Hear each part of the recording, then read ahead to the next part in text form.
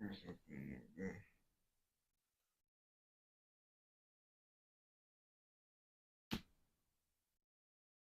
me see how I'm looking now. 35 with a 31. No, that's pretty decent. Pretty decent. Anything I can say but get it. Alright. Guess we might be able to get it done. Yeah, we probably gonna be able to get it done. Yeah, right now, I'm just trying something new with the laptop setting. I ain't gonna lie to you. So right now I'm running the computer on like uh,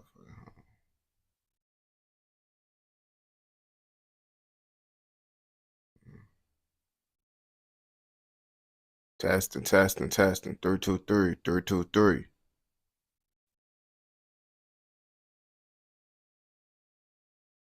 Testing, testing, testing, testing. Yo.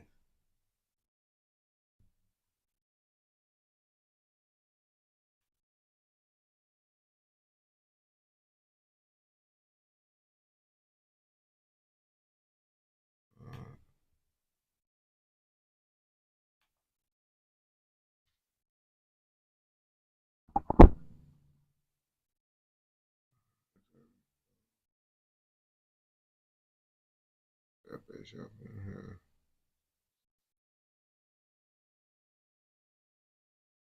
Alright. Alright, everything worked. So yeah, I'm trying a different setting on my computer because the fans was kind of loud and shit.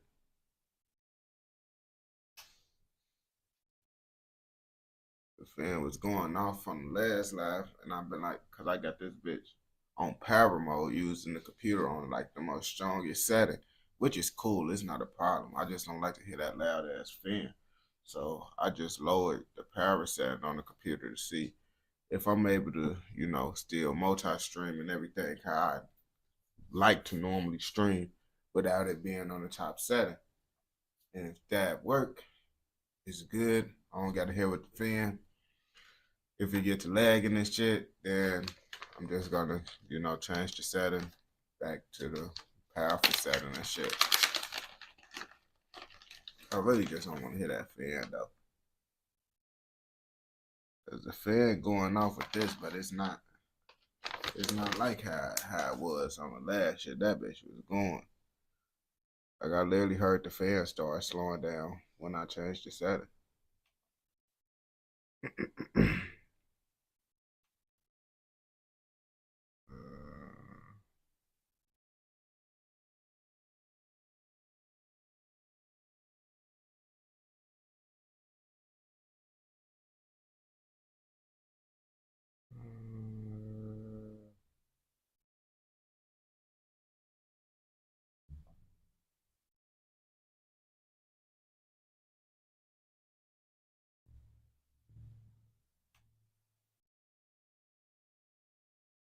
The story of Elon Musk. I guess that's decent to roll up. Did you think? Figure out how the fuck Elon Musk become the rich ass nigga he is. Probably had a rich ass family or some shit. Most rich people be having that shit. I'm not gonna lie to you.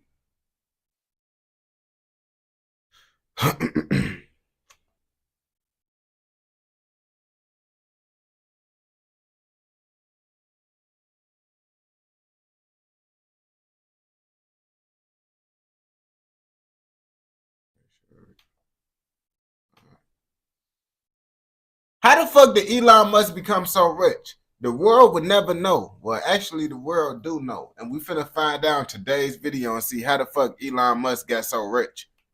Did you think I need to pack this in? Never. Why not? I don't ever give up.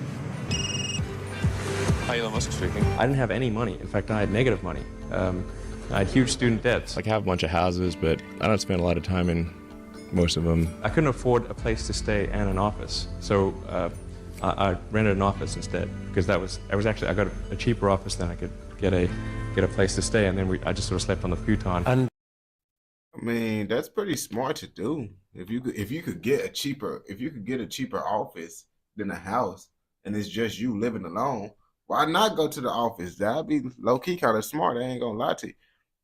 That shit down there, office down there, just gonna be like a studio though, because the office down there be like one room, right? A few years ago, people were laughing at you. Now, not so much. I mean, Okay. SpaceX, I founded approximately 4 years ago with the goal of revolutionizing access to space. What I really want to try to achieve here is to make Mars seem possible. Step 3 would be to provide humans to another planet services to private sector and the government. What How'd you get things gives done? you satisfaction? Doing something useful for other people that I like doing. Is being a little bit weird, crazy, and eccentric a side effect of the successful, or is it the price of admission? It seems as though almost anybody who's excelled in a field has a touch of being a little bit out of the ordinary. Warren Buffett drinks at least 5 cans of Coke per day. Richard Branson drinks 20. Nah. Drinking 5 cans of Coke per day is like diabolical, bro. Like your body can't handle that much bullshit. Like we already taking in so much bullshit, and Coke is like the ultimate bullshit. Like it's named after a motherfucking drug. Come on now. I heard they used to put Coke in the motherfucking Coke back in the day. You really want to drink 5 cans of that every fucking day? Yeah, your body is over with. 20 cups of tea per day, while Jeff Bezos has spent $40 million engineering clocks that are expected to outlast human existence. It's almost like the richer you are, the more excusable your bizarre behavior is. And the individual we'll look at today isn't exempt from this rule. Elon Musk is an eccentric multi-billionaire engineer and businessman who, despite coming from a poor, abusive household in Pretoria, South Africa. Oh, so Elon Musk don't come from that money, yeah? I just assume any motherfucker that got a hell of money, like super rich, they came from money. Like Donald Trump got a small loan of $1 million. I think all they ass get small loans of $1 million. Is slowly becoming the sole individual most trusted with the future of human life. But it certainly hasn't been smooth sailing for Elon Musk. From living on a couch in a rented Silicon Valley office, Instead of getting an apartment, we just rented a small office and we slept on the couch. to 3 divorces, CNBC was rerunning their divorce special. Yes. to being 2 days from bankruptcy in 2008. We were only a few days from bankruptcy. It was literally 2 days, or 3 days maybe. It's safe to say that Elon Musk has only just pulled through life by the skin of his teeth. But sometimes, for some unique individuals, that risk pays off. The reward? Anything you want. Cars, homes, businesses, government power, the ability to travel to space. All of these points will be covered in this video. So join me. You making it sound cool as hell to be Elon Musk. I want to be Elon Musk. They be like, nigga, who wouldn't want to be Elon Musk? Shut your stupid ass up. Yeah, y'all right. As we cover the full story of Elon Musk.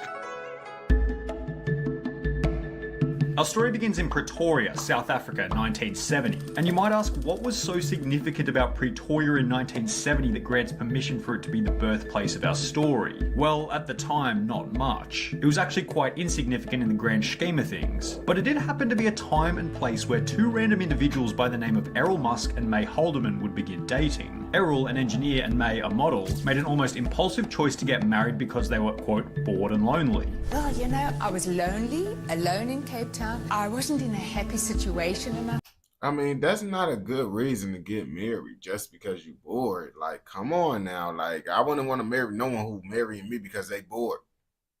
I thought, well, what can be worse? Marriage can't be that bad. Following Errol and May Musk's impulsive marriage in 1970, the couple had 3 children, Kimball, Tosca, and most significantly, Elon Musk, who was born on the 28th of June 1971. And that's kind of the basis for our story. One big happy family in South Africa, a successful engineer with his model wife and their 3 happy kids, and on the surface, everything looked amazing.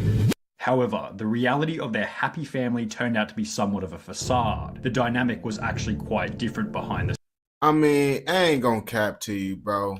Everybody should know, bro. Like, honestly, bro, the most fucked up motherfuckers be trying to make it look like they have a happy life going on. That's how the fucked up motherfuckers be. I ain't gonna lie to you. The motherfuckers that you think have the perfect life, you need to watch them closely because they might have the most fucked up life. You feel me? You never know. scenes. You said I would be beaten up. Did you suffer that kind of abuse? Yes. Yeah. I think I was beaten up. Turns out that Elon's father and May's husband, Errol Musk, was incredibly abusive and somewhat of a garbage individual behind the scenes. When I was married, I was told about 3 times a I mean, let's be real now. If we look back at this nigga, he looked like he be beating the dog shit out of motherfuckers, like specifically women and damn near animals. That he looked like the type of motherfucker that do that shit. Garbage individual behind the scenes. When I was married, I was told about 3 times a day that I'm boring and stupid and, and ugly. Not only was Errol abusive, he also denied Elon some of the most basic things required to begin a career in business, such as a computer. He didn't want to buy a computer and refused to use computers and said they would never amount to anything. Showing that perhaps Errol wasn't all that interested in seeing his kids become their best selves. Elon has stated that his father was a terrible human being. Now that's pretty fucked up. Now, that's a difference if your family can't afford to get you the shit. But if your family could afford it and they ain't getting it because they said, fuck you, nigga, you ain't gonna never be shit, that's some real fucked up shit. I ain't gonna lie to you. Who carefully thought out plans of evil, also stating that he had a very violent, unhappy childhood. It was very violent. It was not a happy childhood. My father has serious issues. Signifying the harsh realities of his upbringing. However, the real question, over the long run, was this such a bad thing? Well, that's probably an argument worth having, because a tough upbringing would actually end up being an asset for Elon's incredible success later in life, giving him the ability to adapt and overcome the most difficult of circumstances. Okay. But despite being in an abusive household as well as constant bullying at school, I was almost beaten to death, if you'd call that bullied. it wouldn't be long before May Musk would figure out that her child was somewhat of a genius. From the age of 3. Really? He just reasoned with me so well, and I didn't know how he could figure out things. I mean, he was 3. May realized that there was something special with her son Elon after discovering that he could reason with her and complete complex jobs at an incredibly young age of 3, also stating that he was put into school a year early. Then, following Elon being put into school a year early, Elon's mind began exploding with creative ideas at the age of 5 or 6, which was explained on the Joe Rogan podcast. I think when I was, 5 or 6 or something, I thought I was insane. Why'd you think you were insane? Because it was clear that other people did not. Their mind wasn't exploding with ideas all the time. From that point onwards, Elon stated that his mind was constantly coming up with ideas which he described as a never-ending explosion that can't be turned off. What's going on in the head? Never-ending explosion. It's just constant ideas, just bouncing around. Yes. Whew. So by this point, we could probably agree that Elon Musk was born with somewhat of a creative superpower. So with this in mind, did he have some kind of perfect plan to go from a small town kid in South Africa to a multinational billionaire? Well, no, not really. Not in the beginning at least anyway. I mean, I should say that, when I was a kid, I didn't really have any grand designs. I mean, the reason I started programming computers was because I like computer games. And I'd play lots of computer games. At the age of 10, Elon Musk simply began programming computers as he enjoyed computer games. There was I ain't gonna bap to you. If y'all want to get some money on, bro, get into computer programming, bro. You could get lots of money. You learn how to do that shit, bro. You straight for life. You set for life. really no extravagant planning at the start of his journey. A somewhat refreshing fact considering that there's always this feeling that these billionaires have it all figured out from the beginning. But here's where the difference occurred for Elon Musk. After beginning to program computers, he then figured out if he could write better software and sell it, then he could buy better computers. I learned that if I wrote software and sold it, then I could get more money and buy better computers. So it wasn't really, with some grand vision or anything. After learning to code at the age of 10, Elon Musk realized that a magazine by the name of PC and Office Technology would buy different pieces of software to publish in their magazine. There was a computer magazine that you could sell software to and then publish the software and then send you a check. After making this discovery, Elon decided to create his first piece of gaming software called Blaster, a game somewhat similar to the popular game Space Invaders. This game was then sold to the magazine for a price of $500. I taught myself how to program computers when I was... I mean, I don't know, bro, because it seemed like making a game like that is a lot of work. Even though it looked like it's some easy-ass shit to make, that shit probably hard as hell to make. $500? Nah, but I mean, I guess $500 back in the day is a lot more than what $500 is now. So I guess it could have been worth it. Kid, bought my first computer when I was 10 and sold my first commercial program when I was 12. Not exactly a bad start for any 12-year-old looking to pursue programming pathways. I mean, he is 12 doing it too. So it's safe to say that from the very beginning, Elon Musk was somewhat born to pursue difficult technical endeavours, with the overall goal of, as cliche as it sounds, advancing humanity, which would really show its true colours as Elon Musk finished high school preparing for the next stage of his life. At the age of 17, Elon Musk moved from his hometown of Pretoria, South Africa to North America to attend Pennsylvania University, eventually graduating with dual bachelor degrees in economics and physics at the I don't know why, but folks kind of look like motherfucking Cody from Zack and Cody. I don't know. Is it just me or folks kind of look like Cody from Zack and Cody?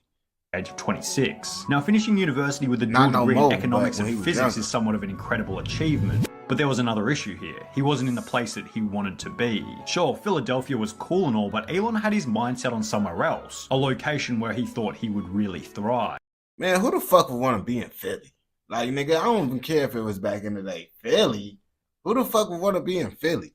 I thought, okay, I really want to work on new technology, so I want to get to Silicon Valley. You know, which when I was growing up, Silicon Valley seemed like some sort of mythical place. Silicon Valley, the place where it was all happening. The holy promised land for any entrepreneur looking to take a deep dive into the world of tech. In 1995, Elon Musk made the move to Silicon Valley to begin working on energy storage technologies for electric cars. The reason I came out to Stanford was actually to work on energy storage technologies for electric cars. This is somewhat of an insignificant fact now, but will be extremely important for later parts of the video. After moving to Silicon Valley with a car, computer, and $2,000, Elon thought his best path would be to apply for traditional tech employment. But there was an issue with that, mainly owing to his location. Silicon Valley was full of thousands of tech guys, all of which competing for a small amount of jobs. At first, I tried to get a job at Netscape because that was the only internet company, and they didn't respond to me. So then I was like, okay, if I can't get a job at the only internet company, then I better try starting something. And that was that. Elon Musk went with the old, if you can't get a job, create your own job. He was metaphorically thrown in the deep end. But shit, that's the best thing to do it, bro. That's the best way to do it right there. Because then you're gonna have an easy ass life. Like the shit that seemed like it's better to do right now ain't the best thing to do later. I ain't gonna lie to you. Like he could have did the easy route, got a job, and got that good paying money. But he took the harder route, and now he got way more money just because he decided to take the harder route instead of just getting a regular 9 to 5 and working for someone else. He decided to make the job. But often the deep end is the best area to learn how to swim. Well, what are the things that are most likely to affect the future of humanity, just in, you know, at a macro level? And it just seemed like it would be like the internet and sustainable energy, making like multiplanetary, and then genetics and AI. After Elon's arrival in Silicon Valley, Elon Musk began to critically think about the areas in tech that would likely affect the future of humanity. And while genetics, AI, and making life multiplanetary were probably out of Elon Musk's 24-year-old hands, one area of tech that he thought he might be able to make an impact on was an area that at the time was barely even an area of tech. It wasn't monetizable and it was far from being a big industry, but would later become one of the most important pieces of daily human life. We're of course talking about the internet. After having experience writing and selling gaming software as a teenager, Elon had the general knowledge required to begin writing internet software. Elon Musk began writing software with the goal of, quote, making useful things happen. Damn, folks started this shit in 2003. Folks been grinding for a long ass time. I ain't gonna back to you, bro. 2003, I was 1 year old, bro. On the internet. Trying to make useful things happen on the internet. Possibly hinting that he had no real idea of what he was trying to create in the beginning. However, this would change when Elon Musk would create his first piece of saleable internet software, described as a software allowing media companies to convert their paper and print content into digital content. So we thought, well, the media industry would need help converting its content from a print media to electronic. And they clearly had money. This software was the basis for Elon Musk's first company, Zip2, which was created with his... I ain't gonna cap to you, bro. Think about it, bro. Niggas like Elon Musk was set up from the start and he didn't even know it, bro. Because when he started this shit, internet wasn't even as big. Like, internet wasn't like that for real. So he was the first nigga to see internet really thrive and go up. Well, not the first nigga, but he knew all the shit about technology and shit while internet was developing. So that means he had the best opportunity to start all the shit on the internet. He could start so many software, so much shit he could have started and made happen just because he was there when the internet first started.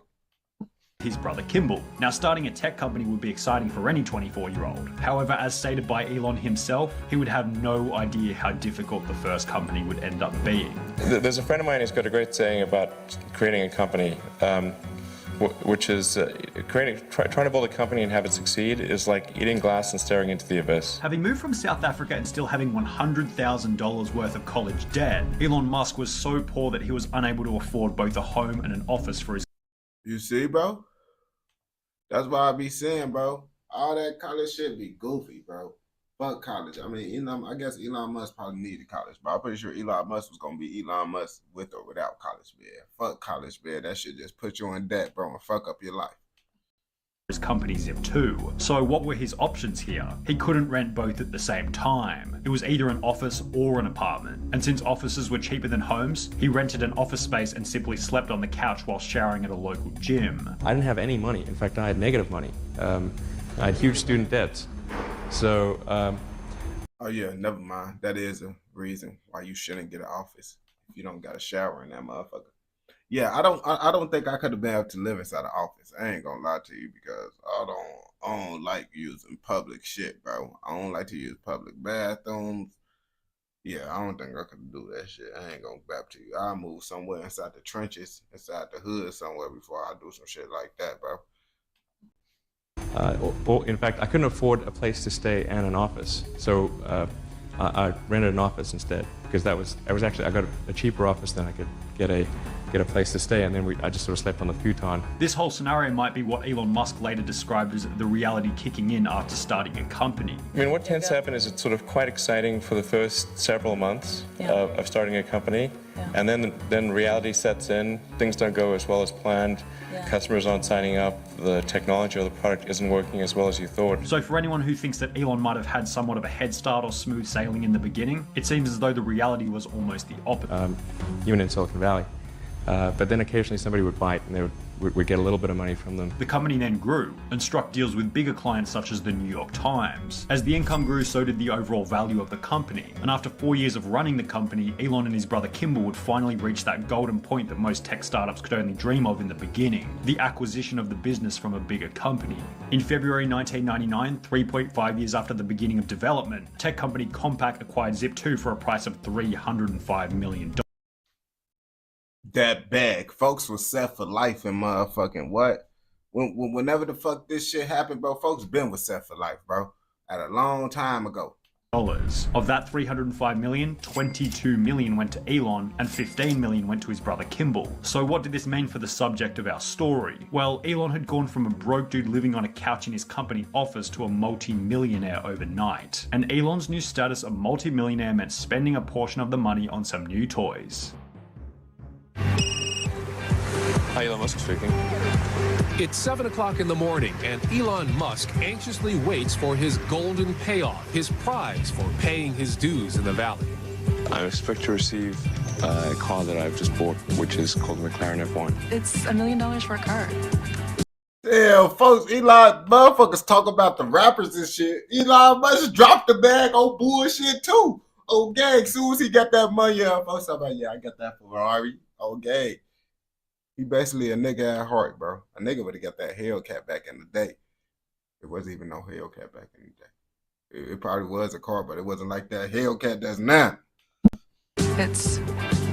It's decadent. Approximately 8 months after receiving $22 million for the sale of Zip2, Elon Musk made his first television appearance in a CNN segment talking about the lavish life of millionaires in Silicon Valley. Now, this was the first time that the world got an opportunity to see the younger, slightly cockier Elon Musk, displaying his new $1 million McLaren F1 as well as explaining how he made his millions at such a young age. Back in '95, there weren't very many people on the internet, and certainly nobody was making any money at all. Most people thought the internet was going to be That's what gave him the best opportunity to motherfucking get on. Like, I ain't gonna capture you. The best opportunity is to get on some shit when everybody not doing it, bro. That's how I literally got on social media, bro. Because look, I miss Vine or whatever. I missed the little beat for Vine. I'm like, fuck it. All right. when the next platform come around that's busting, I'm gonna catch that little wave, get up off of that, and then motherfucking, transition over to YouTube. And that's how I'm here right now. I caught TikTok wave, bam, now we here. Fad. Now, as a side note, about 1 year after showing his McLaren on the CNN segment, Elon actually crashed it on the way to a meeting after fellow billionaire Peter Thiel asked Elon, what can this car do? I didn't really know how to drive the McLaren, and you see, niggas always fucking up trying to flex, bro. Niggas always try to, I'm that nigga, folks. Niggas talk about, nigga probably said, bro, man, you know what this bitch do, bro. I do this shit all the time. Skirt, boom. Fuck it up shit. Peter says, so what can this do? And then, like, I'm probably number one on the list of famous last words. I said, watch this. Elon, being the insane businessman that he is, then hilariously hitchhiked from the $1 million crash site to his meeting, ensuring that no investor relations were soured following a late arrival. Once the car was taken care of, then I hitched a ride too. And we continued the meeting. But all is well that ends well, because in 2007 the car was repaired and on-sold at a profit. Unsurprising considering the car would be worth around $20 million today. But we're getting a bit ahead of ourselves by talking about Elon's car crash in 2000. Let's cast our mind back to the 1999 documentary once again and we'll go from there. Now, there were two other things in this CNN segment that were extremely iconic and worth documenting when talking about Elon's long-term story. Firstly, it was mainly a display of how far Elon Musk had come in only 3 short years. Just 3 years ago, I was showering at the Y and sleeping on the office floor. And now, obviously, I've got a $1 million car and quite a few creature comforts. But perhaps the most important and overly significant section was Elon stating that rather than buying materialistic items such as his $1 million car, he was more interested in building and creating a new company. I could go and buy one of the islands in the Bahamas and turn it into my personal fiefdom. Wow. I'm much more interested in trying to build and create a new company. A new company that perhaps... Oh, so he really ain't spent too much money. These rappers, that car be down there, they whole check. Elon Musk like, nigga, boy, I could buy an island, nigga. This shit's like $1 to me. Unbeknownst to Elon, would be just around the corner. So this is an ATM. What we're going to do is transform the traditional banking industry. To transform the traditional banking industry, Elon's new goal. Somewhat of an ambitious goal considering the size of the banking industry, but after selling Zip2 for $300 million, I'd say that his confidence was running sky high and he was ready for a new challenge. After selling Zip2, I wanted to do something more on the internet, and it seemed to me that there hadn't been all that much innovation in the financial sector. In March 1999, only 1 month after selling Zip2, Elon Musk founded X.com. Using 10 million of the 22 million received from the sale of his previous company. This website, X.com, was a website that would later become known as the now incredibly popular PayPal. But in the beginning, it was simply an unknown website called X.com, accompanied by a bunch of funding and a dream. The basic goal of X.com was for customers to be able to email money to each other rather than having to deal with everything in cash. And then we had a little feature, which took us about a day. That was the ability to email money from one customer to another. A feature that was relatively unknown at the time. But perhaps the moral or most significant element of Elon's second company was highlighting the fact that the second business is always easier than the first. Elon had acquired an array of business experience following Zip2, ultimately leading to smoother sailing the second time around. He had more money, so no more sleeping on the office couch. He knew how to lead a team of employees, so there was less time wasted on time and wages. But perhaps most significantly, Elon had figured out a new method of growing PayPal faster than he would have ever thought possible. One customer would essentially act as a salesperson for you for bringing in other customers. The general setup of PayPal meant that when a user would send money to their friend, that friend would have to sign up for PayPal and automatically be recruited into the system. So what did this mean? It meant that the more people using PayPal, the faster it would grow. An excellent exponential growth strategy. And it's safe to say that this strategy... I mean, yeah, that is, especially if you're the only motherfucker that's doing this type of shit, bro. On gang, motherfucker gonna be like, yeah, I'm finna send you this money. How you gonna do it? PayPal. Well, X. Hey, what the fuck is X? Nigga, you better download that shit if you want to get this money. Well, not download it. Go to the website. Strategy caused PayPal to absolutely explode. We launched after year 1, and by the end of year 2, we had 1 million customers. So gives you an it gives you a sense for how fast things grow in this. But like all things in life, it wasn't all sunshine and rainbows. As in October 2000, just 1.5 years after creating the company, Elon Musk was fired as CEO from PayPal, his own company. He went on an investment fundraising trip, and when he got back, what happened? Well, yeah, so... Elon explained that despite marrying his first wife Justine 10 months previously in January 2000, he still hadn't gone on a honeymoon. So he decided to leave Silicon Valley and go away for 2 weeks. Gotten married earlier that year and not had any vacation or honeymoon or anything, so it was kind of a combined financing trip / honeymoon. Yeah. The problem with this? It was at a time when PayPal had multiple major problems underway, causing many key individuals high levels of stress. While Elon was on his holiday, he returned to find that his position as CEO had been replaced by another. You see, nigga, the hoes always fucking up a motherfucking motion. That's why I say if you're trying to be successful, you shouldn't worry about the females. Because the females are going to be wanting you to take honeymoons, go on dates, and you got to be making the bag. You got to be getting the money on this shit, and they trying to make you do lovey-dovey shit. Another key individual in the company. There was just a lot of worry, and that caused the management team to decide that I wasn't the right guy to run the company. Not exactly the best scenario for Elon Musk. However, things always seem to work themselves out in the long run for Elon Musk, because in 2002, eBay purchased PayPal for $1.5 billion, with Elon receiving $165 million from the purchase. This whole situation led Elon to patch things up with the former team that fired him as CEO, and good relations with former business partners was exactly what he needed, as his next endeavor beginning in 2003 would be so ambitious that he would need every shroud of good fortune that he could manage.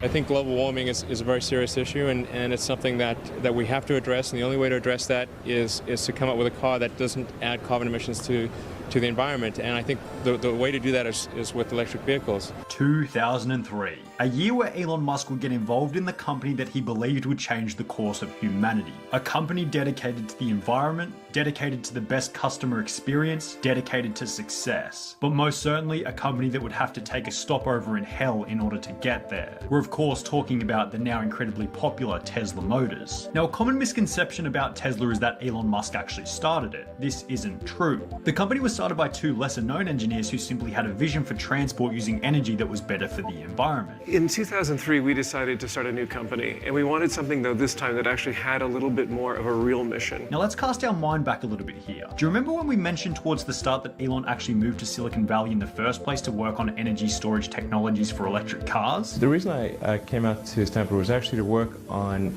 energy storage technologies for electric cars. Well, after first moving to Silicon Valley, Elon thought working on an internet company was a better opportunity because of the timing in 1995.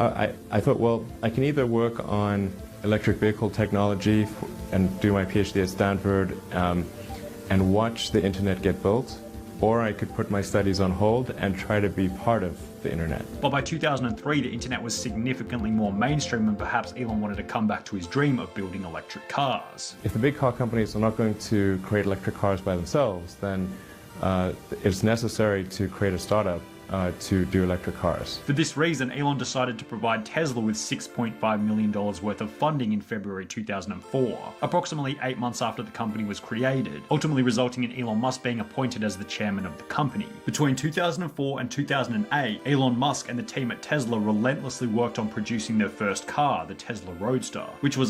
Damn, you know, this shit crazy as hell.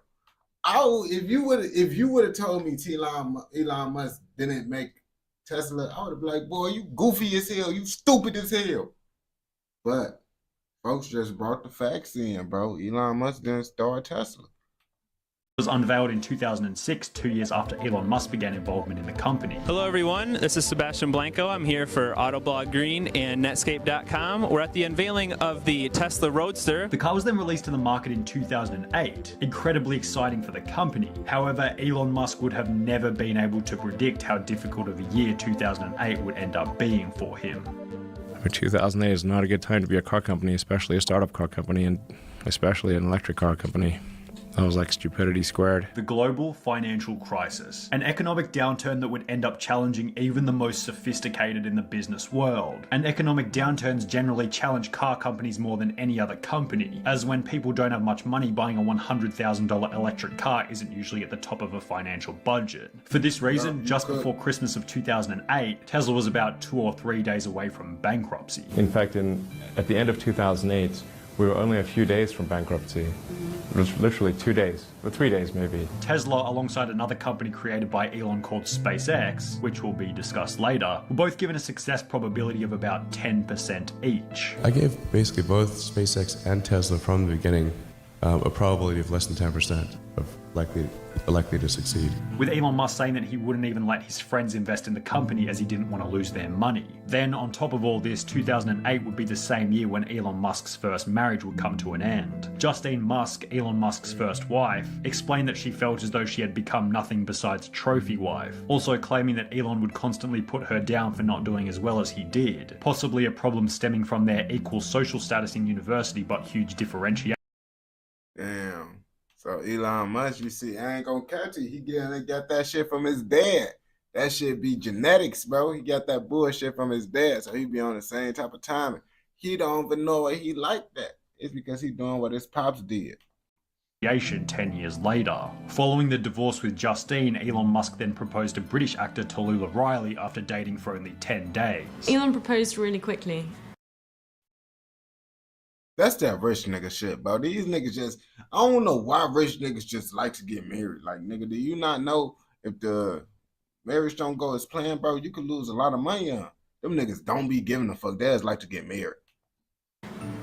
The idea of being swept off your feet is appealing, and I'd probably have said yes to anyone that seemed half sensible if they proposed after 10 days, just because it's kind of an interesting thing to do. However, by 2013, this relationship... Did this bitch just say she would have did that shit to anybody? So it's not just Elon Musk.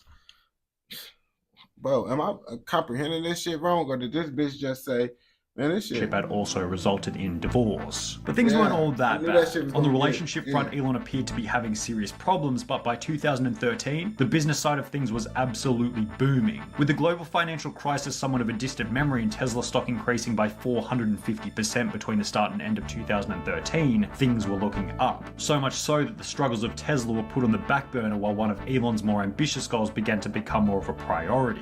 What I really want to try to achieve here is to make Mars seem possible, make it seem as though it's something that we can do in our lifetimes. In September 2016, Elon Musk announced that getting humans to Mars was officially one of his main goals. Well, in the case of SpaceX, I just kept wondering why we were not making progress towards sending people to Mars. Remember we previously mentioned that Elon had a company by the name of SpaceX? Well, SpaceX was founded in 2002 after Elon realized how expensive it was to purchase space travel rockets in an open market, saying that he could make them for about 3% of the price. The fundamental issue is actually the cost of... Damn, so he basically said, nigga, y'all waxing for this shit. I know how to make this shit. Now I'm finna put y'all niggas out of business. You see, he on some Tony Stark ass shit. Like, that's what I'm saying, bro. If you smart, you rich. You feel me? That's how rich niggas get rich, because they smart. Of access to space.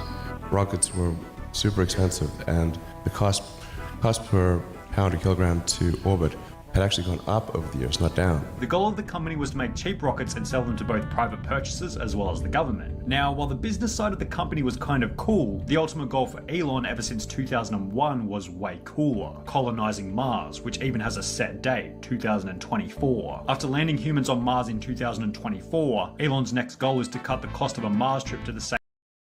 Wait.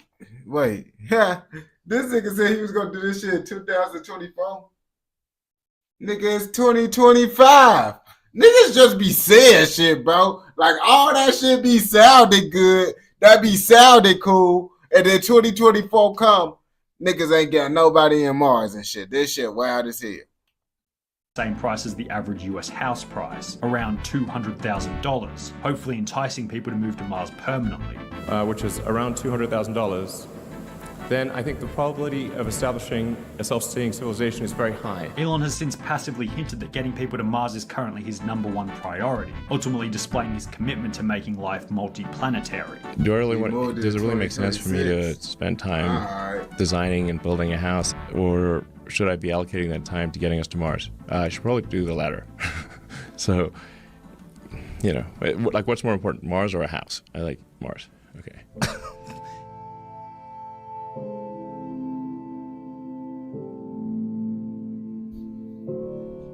Is coming from a wealthy, well-brought-up background a requirement to make a change in the world? Do you have to conform to the rules of society to be a good human being? Are there limitations for where your imagination can take your reality? Elon Musk doesn't seem to think so. He set the example. Just because you might come from an abusive household in Pretoria, South Africa, doesn't mean you can't restructure the reality that you're living. From a nobody, to a programmer, to an engineer, to a man whose sole mission has become ensuring the future of human existence. And perhaps if you're watching this video in the far future, maybe you're watching this video on autopilot in your electric car, or we've already been to Mars and you're using some kind of futuristic piece of technology that none of us. Nah, Birdie, I ain't gonna baptize you. We still doing the same shit that you was doing when you made this video. I ain't gonna lie to you.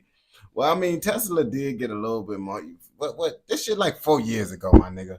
Let's be real. Shit ain't changed.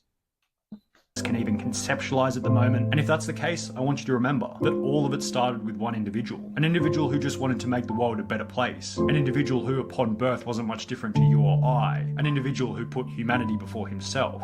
Elon Musk. Y'all making it sound like this nigga just saved the fucking world, bro. The world is literally horrible 4 years later, my nigga. 4 years later, bro, you said, oh yeah, hopefully shit going good, this, that, and the third, bro. Nigga, it's not going too good for us, my nigga. Like, you damn near don't want to watch this video, because you damn near bad at what you said. Because the world is, you probably not inside a better place. You probably even more madder than what you was when you made this video, nigga. But if you watch this video all the way through, I know your ass fucking with another motherfucking video. So go ahead and go watch another motherfucking video. And don't forget to like, comment, subscribe, and what? Turn on post notifications so you never miss out on any content like this. Go! On game, man. I'm back in the bed. Back in the bed. If y'all ain't know, I took a little bit of something, bro. Some of that stuff that come from the earth and it ain't no smoke. You feel me? That little, you feel me? Just a little tiny bit. Y'all can see in the eyes, bro. Y'all can see in the eyes, bro. Just a little tiny bit, motherfuckers.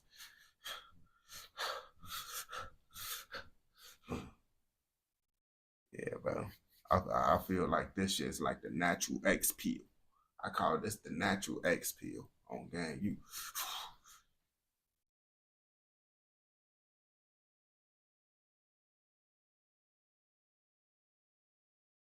Right. You see. I got some of this shit for free. My homie came and clutched him like, you want some of this shit? I'm like, when have I ever turned down a free substance of the mushrooms? Come on now, you know I ain't turning that shit down, nigga. So now, we here, nigga. Now we here. Man. What?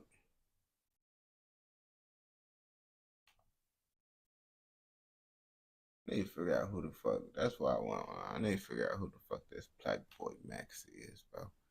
Everybody keep on talking about him. I don't know who the fuck this nigga is. But we gotta be in tune with the world.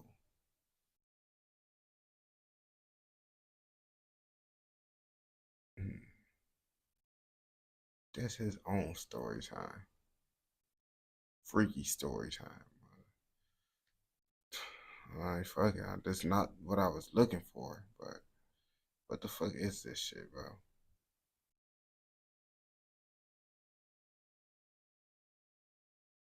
I honestly, like, now this is what I was looking for. Video like this. Hell yeah.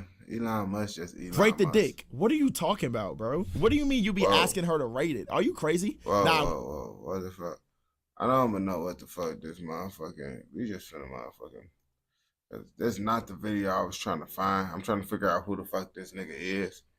But this is the top video that popped up, so I just been like, fuck it. Fuck it. How many people ran a train on a bitch? Lots of motherfuckers haven't ran the train on a bitch. So today we finna hit a story time of someone. Young. Ran the train on a motherfucking bitch. I ain't gonna cap to you, man. This is story time, man. This is what we finna watch. Rate the dick. What are you talking about, bro? What do you mean you be asking her to rate it? Are you crazy? Nah, I will say this. One time me and my boys ran a train on this girl. Right? I told this story before, I think. Wait, maybe I didn't. Okay, so as I know, I've been in 2 trains in my life. One I just got head, the other one, it was a train we all fucked her. I went last. Did I tell y'all this? This was last fall. Oh, bro, I ain't gonna bap to you, bro. I got one of those stories from my sophomore year of high school, bro. I ain't gonna lie to you. Damn, I can't remember, but damn, did I tell this? Yes or no? Yo, we all work condoms, bro. Relax. No, ran or been in. No. Yo, I did not get trained, bro. Yo, relax, bro. I did not get trained. Nah, you see, the chat be a little bit too gay. Fuck is y'all talking about he got trained? Like, that's not the one thought in my mind when I click this video. We gotta look out for the motherfuckers that think that way when they heard this video. I went last. So I've had the honors of going first in the train and being last. I've been cleanup crew. I've also been water boy and set the cups up, you know? I've been the caboose and I've been the engine. So basically, right? No, it was not Rage and Silky. The fuck? Bro, I said it was September, bro. Right. Anyways. So, damn, did I ever tell this story? Yo, today has been hella stories. I gotta relax. But basically, bro, it's a college party. Rutgers. Holy shit. Damn. We was there. It's this little party. I was with like 5 of my friends. Now we get to the parties and I'm not gonna lie, bro, niggas just start doing their own thing. It was my boys' frat, it was this white frat. There was these Asian girls. Now, Asian bitches? What, bro? I wanna fuck an Asian bitch so bad, bro. Like, I ain't gonna lie to you, bro. Like, I've been thinking about how I'm trying to find an Asian bitch to fuck, bro. If I got to, I gotta go to motherfucking Asia, bro. Tokyo, I don't know, bro. I need a motherfucking Asian bitch ASAP, bro. I'm not gonna lie to you. There was this one girl I had met. I had known her. I had met her a couple days before. And when I met her a couple days before, I'm over here thinking I'm finna kill. So I'm at the party, right? I'm with her. You feel me? We having a good time. She's blasted, drunk, super drunk. So I start walking with her back to the apartment. I'm thinking it's time to go crazy. But I realized she's way too drunk. Like, bro, she could. Yeah, I was gonna say, bro, you tweaking if you fuck her when she drunk. Like, one thing I don't be fucking bitches when they off that shit, bro. Cause like bitches would be like, oh, I didn't really want to do it. I'm not dealing with that bitch. I am not touching you while you alpha. You gotta be inside your white state of mind when I give you this Dino bitch on gang. She could barely walk straight. I'm holding on to her. So I brought her back to her apartment and like I just brought her back and dipped because she was way too drunk. You was late. Now this before I ever smoked, I think. Yo, slow down, bro. Slow down, gang. I brought her back to her apartment to make sure she was good, gang. Chill. I didn't fuck. We didn't fuck that night. I ended up fucking another weekend. I go back to the party. That's some real nigga activity right there, bro. If you trying to fuck a bitch because you know she drunk and she easy to get fucked, you a motherfucker we gotta watch out for. Because why are you trying to fuck a bitch because you know she easy to get fucked while she drunk? Like, you shouldn't want to do that shit. By the time I get back, yo, always remember this. If a girl is too anything, just don't do it. Don't do it. I'm telling y'all right now, don't do it. It's not worth it. You might be thinking, oh, she's saying she want to fuck in this moment. Don't do it. It's going to be over. Don't do it. Now, I get back to the party. When I get back to the party, my friends are with these 2 Asian thotties. They super thoughts. I'm a dirty nigga for this. I'm going to explain why. Super thoughts, like super duper. One of them has a boyfriend, the other doesn't. They sitting there. Now, my boys is damn near about getting ready to fist fight. I'm like, Cam finna call you? No, he not. Yo, they getting ready to fist fight. I'm like, yo, why the fuck is y'all, like, what is y'all mad about?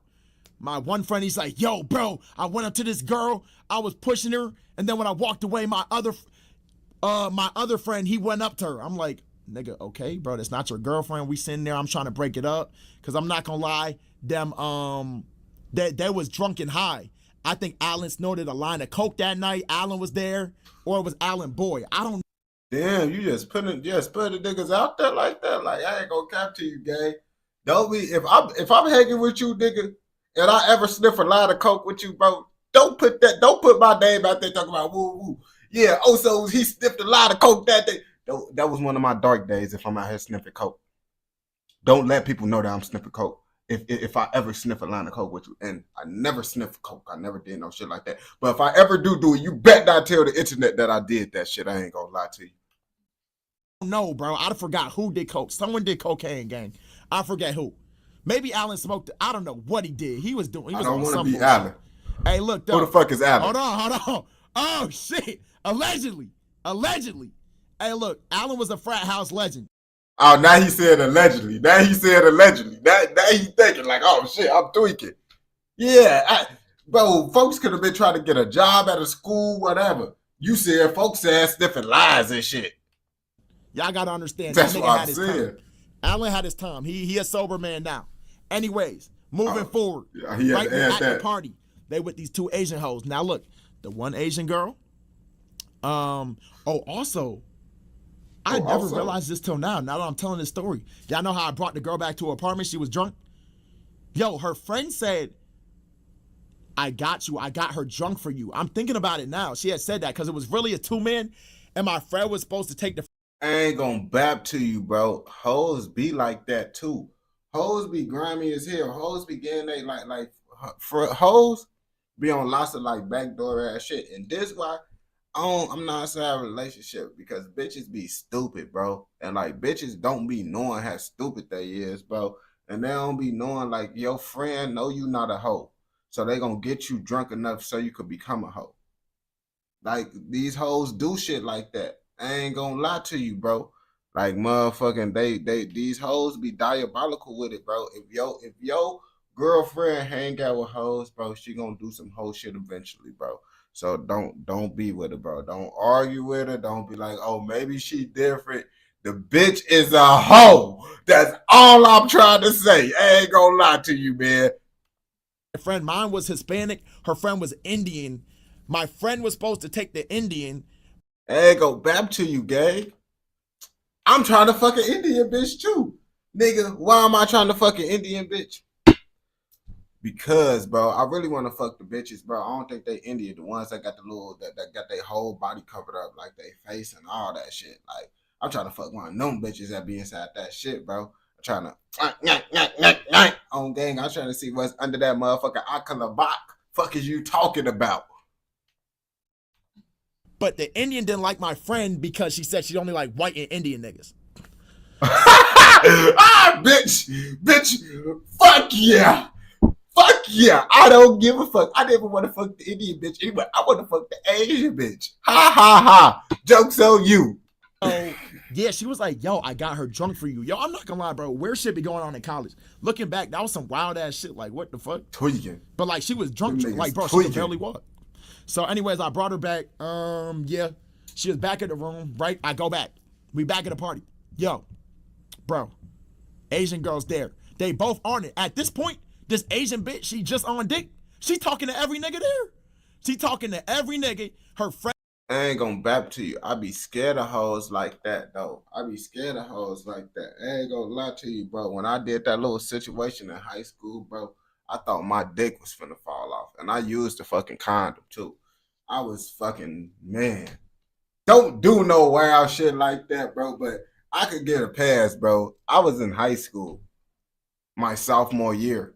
This nigga grown as hell, bro. You fucking freakazoid, nigga, bro. You been freaky your whole life, nigga. If you doing this shit in college, I know your ass was doing freaky shit in high school, bro. You just ain't learn your lesson. Friend is like fake talking about she has a boyfriend, but I'm not gonna lie, I was gripping her buns. It was super weird. I don't remember how the shit happened, but it's happening. It was a white frat. A lot of weird shit goes on at those parties. So we're not at the front yard. While we're in the front yard, bro, niggas was dead ass asking her, who you want? Now, she just said all of y'all. Yo, she said all of y'all. Like, bro, that's how the bitches be, bro. Bro, this how the bitches. Bro, I'm telling you, the hoe was like that, bro. When in high school, bro, the bitch, man, I'm only letting the niggas that I think fine is fine. Fuck. This what the bitch said. I'm only letting a nigga that I think fine. Fuck. So if I think multiple of y'all niggas fine, then multiple of y'all can fuck. My mom was baffled at this point. I asked the bitch, do you think I'm fine? That's the question we had to ask next. Any logical man gonna ask that question just to get it out the way. Like, okay, bitch, do you think you feel me? Just so I can know if I'm a part of that list. If you know, I just want to see if I'm a part of the list. That's all. Okay, just a little bit of clarification. Yo. My friend's apartment was down the street, so it was like, we just started walking. We started going back. Now, niggas was trying to claim. Yo, niggas be mad stingy, bro. Niggas was putting their arm around her. Niggas was trying to get into herself. They was walking. Niggas was trying to hold her hand. Now, I'm still trying to get it to friend, but the one that wanted all of us was battered, though. So I'm like, you know what? Fuck this bit. We just gonna all get our parts. So we get back to the apartment. We go upstairs. We go to the top. We all go get our parts.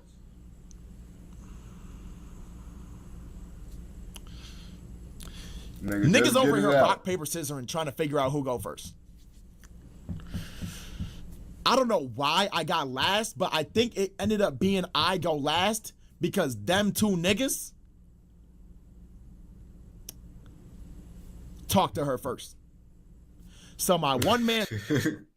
Nah, bro. Like in the situation, bro. The one nigga that got to fuck first, bro, it was because that was his bitch on game. That was his bitch. So of course folks gonna fuck first. But then after that, folks came out the room.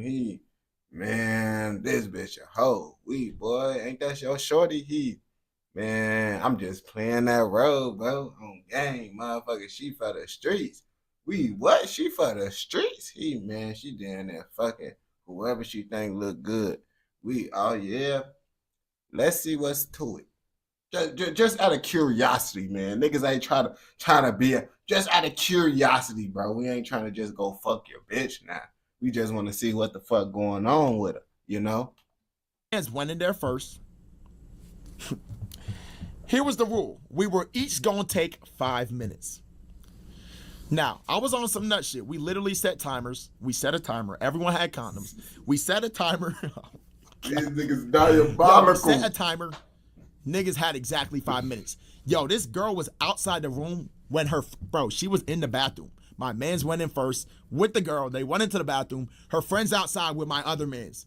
We literally at the door when the 5 minutes up. We like, yo, gang, your time up. Yo, I'm not gonna lie. Nah, bro. Niggas do be like that, bro. Niggas be like, bro, you taking too long. You taking too long. Nigga. Damn, I just got up in here, bro. Niggas be tweaking. I ain't gonna lie to you. Yo, bro. This shit more common than y'all think. I'm not trying to normalize this, but like I'm telling this story and my stories don't be feeling crazy until I mean, it's not crazy. That's why I'm saying you see me. Folks' ass is probably up right now because his ass do story time. Boy, I got some crazy ass stories from motherfucking niggas shooting at us, for motherfucking getting caught stealing, motherfucking trapping, going to jail. I got all types of stories of wild ass shit, bro. That's why, bro, I'm finna down there react to these niggas' stories and see if they got stories like me. I tell y'all. And when I tell y'all niggas be making me feel like I'm insane. Nah, so right, good. she You in there. good, bro. She go You first. good. We knocking, banging, get out, nigga. He come out. Okay, The next get nigga your go. ass out. 5 minutes, I'm banging. Yo, I'm like, bro, I'm trying to get to my moment. We knocking, we banging. Yo, gang, get out. in the bathroom. She just getting slutted out. I go in last. It was supposed to be 5 minutes. I turned that 5 to a 10. Did I kiss her? I'm gonna be honest. Most likely. Oh, you gonna say most likely, nigga? You kissing the hoes, bro. That's the rule of the trade, bro. You cannot kiss this bitch, bro. You is that nigga that be kissing the bobs. Ah! You hurt me for doing that shit, bro. Oh my gosh, bro. Your ass is diabolical, bro. You know this bitch is getting slutted out. And then you like, give me a little kiss, baby. On game, bro. Bro, I got a homie, bro. His ass for up and down. He wasn't kissing this bitch, bro. I seen this nigga slow stroking the bitch and kissing her. Oh my, you kissing the pop, bro. Let me slide back out the way, though. You feel me? Let him do his thug thizzle. Once he got done, he came out. Boy, I saw you kiss that bitch, boy. You was slow stroking that bitch, boy. You kissing the bops, bro. You nasty as hell. But I can't remember. Did she suck our dicks? She sucked my man's dick, but not my. But nigga, no. You motherfucker telling me that she sucked your homie dick. And she didn't suck your meat? And you kissed her? This nigga is down bad, bro. He's down bad. He's the down bad general right now. No, she sucked my man's dick, not my other man's dick, but she sucked my dick. And she was talking about sucked yours? I don't know, giving head or something. I forgot what it was, but she ended up sucking my dick. She was just chatting. Yo, I was going mad hard, bro. I was really like, that was probably my peak dot lover days. So, yeah, we was fucking right. Dot lover days. As we're fucking, these niggas started knocking on the door, but she's just said keep going. So I was like, yeah, I was hype as hell. And I didn't nut because I can't nut with condoms. It's impossible. I hate them. But right, we're done. And talking about you can't nut with condoms, but I can nut with condoms. I honestly like wearing condoms, bro, because I can last longer, bro. On game, bro. If I don't wear condoms, bro, I'm giving you like a good shit.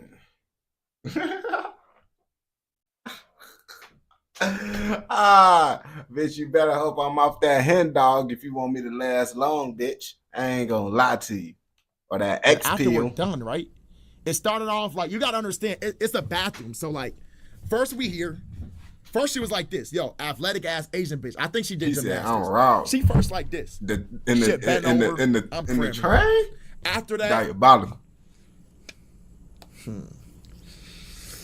I think we went to the toilet, so we here with it. And then after that, I was on some super nasty nigga shit. We got on the floor, bro. We got on the floor. Wait, nigga, no, bro. It could have been motherfuckers, nigga, skirting on that bitch, pissing on that bitch, sharding on that bitch, and your ass on the floor, bro. Your ass crazy. That's what I'm saying. Nasty. And then I was just doing my thing. But they knocked on the door enough, and I was like, damn, we're not going to be able to finish this. So we stopped. Yeah, I was horny as hell.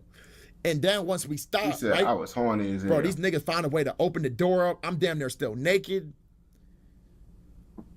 This nigga gonna ask, rank our... He either said rank our penises or rank our stroke game. Off the rip. Bro, this insecure ass nigga, bro. This nigga out here asking the hoes, oh, can you rate it? Can you rate it? Like, nah, bro, don't be doing no shit like that, bro. Your ass gonna look lame as hell. Like on some super weird shit. So now it's her, the girl that just got freaked, the bitch that just got freaked, me, my two friends, and her friend that just let her friend get freaked. So we all sitting there, and I get the first rank, and I was feeling good as hell. I felt good as hell to get like ranked top by the thought. I don't know.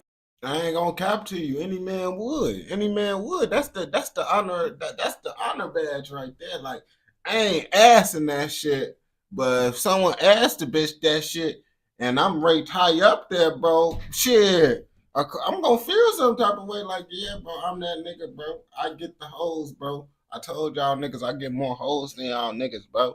Anytime a nigga get to talking about hoes, I'm gonna be like, you remember that one time, bro? The hoe said, I'm that nigga.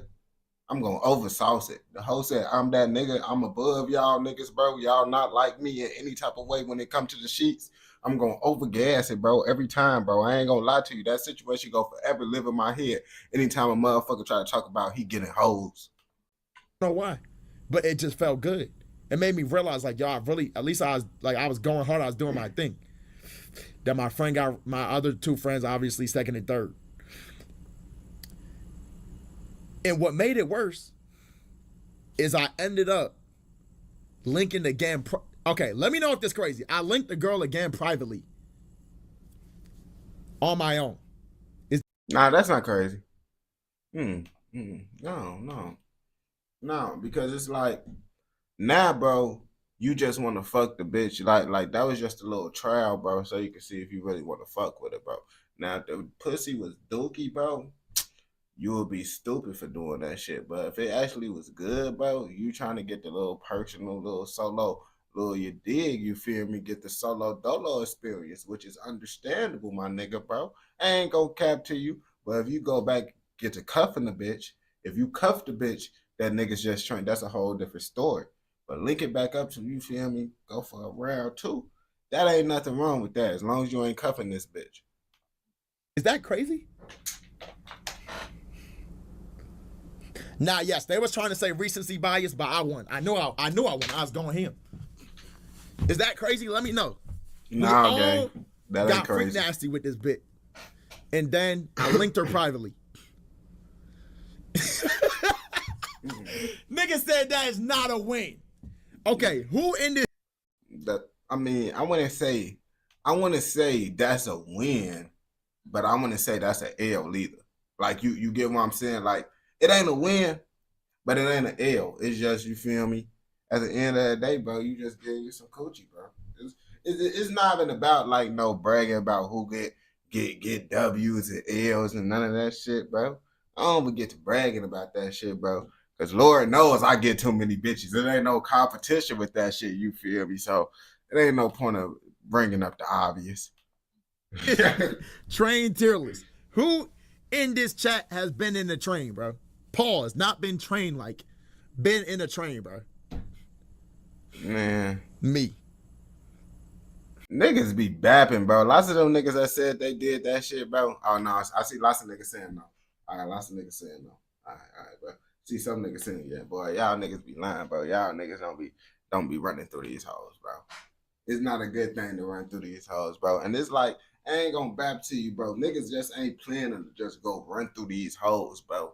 It's just, we at an event, bro. These hoes end up be going at the event. Oh, gang, it's like,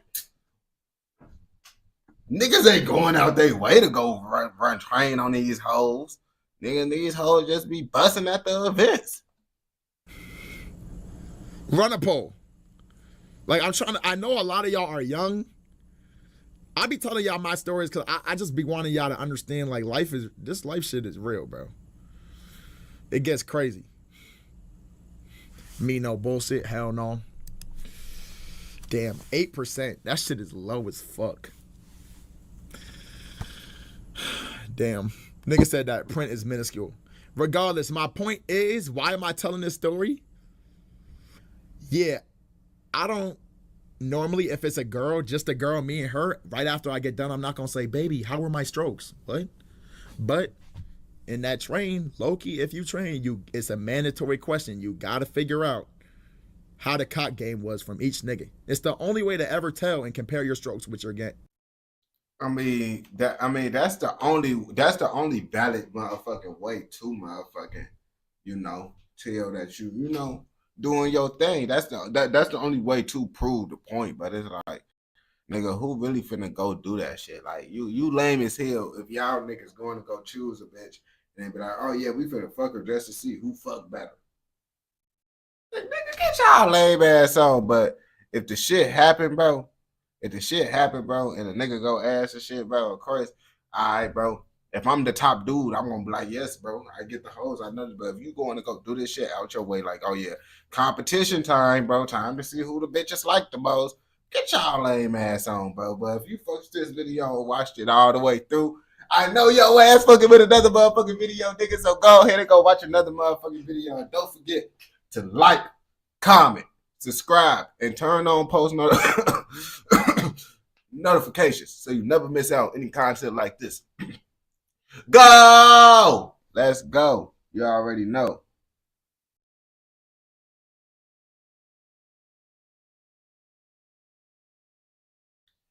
I mean, I'm finna give me some grape juice, gang. Got some grape juice, bro. Man, boop, bop, boop, bop, boop. Blah, blah, blah, blah, blah.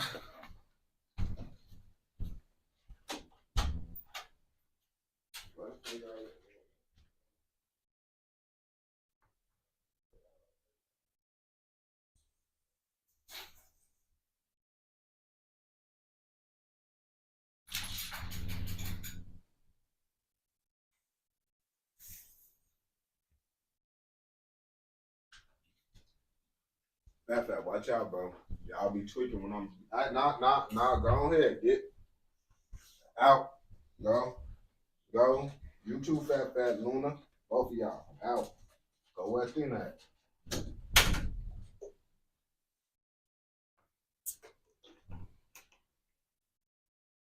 I got that. That roaches. Motherfucking grape juice, 100%. They lying, nigga. Lying like a motherfucker. This ain't no 100% grape shit.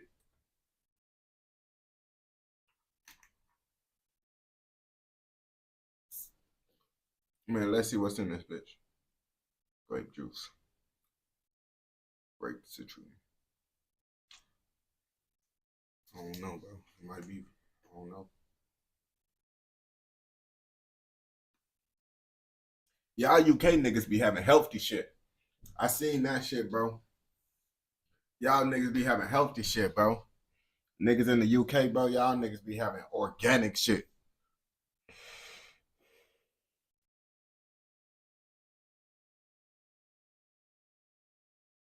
I be high out zips and Pikes codeine always. Well, I'm trying to fuck your bitch because I know she calling. I don't know, bro. Because I seen a video, bro, of a nigga comparing UK orange juice versus American orange juice, nigga. On game. I seen it. Yo. What the fuck? Nah, ain't no what's up, ma. It ain't no what's up, ma. You just say, what's up, ma? Oh, you said, what's up, my boy? Oh, the thing cut out on the motherfucking thing. I ain't gonna cap to you.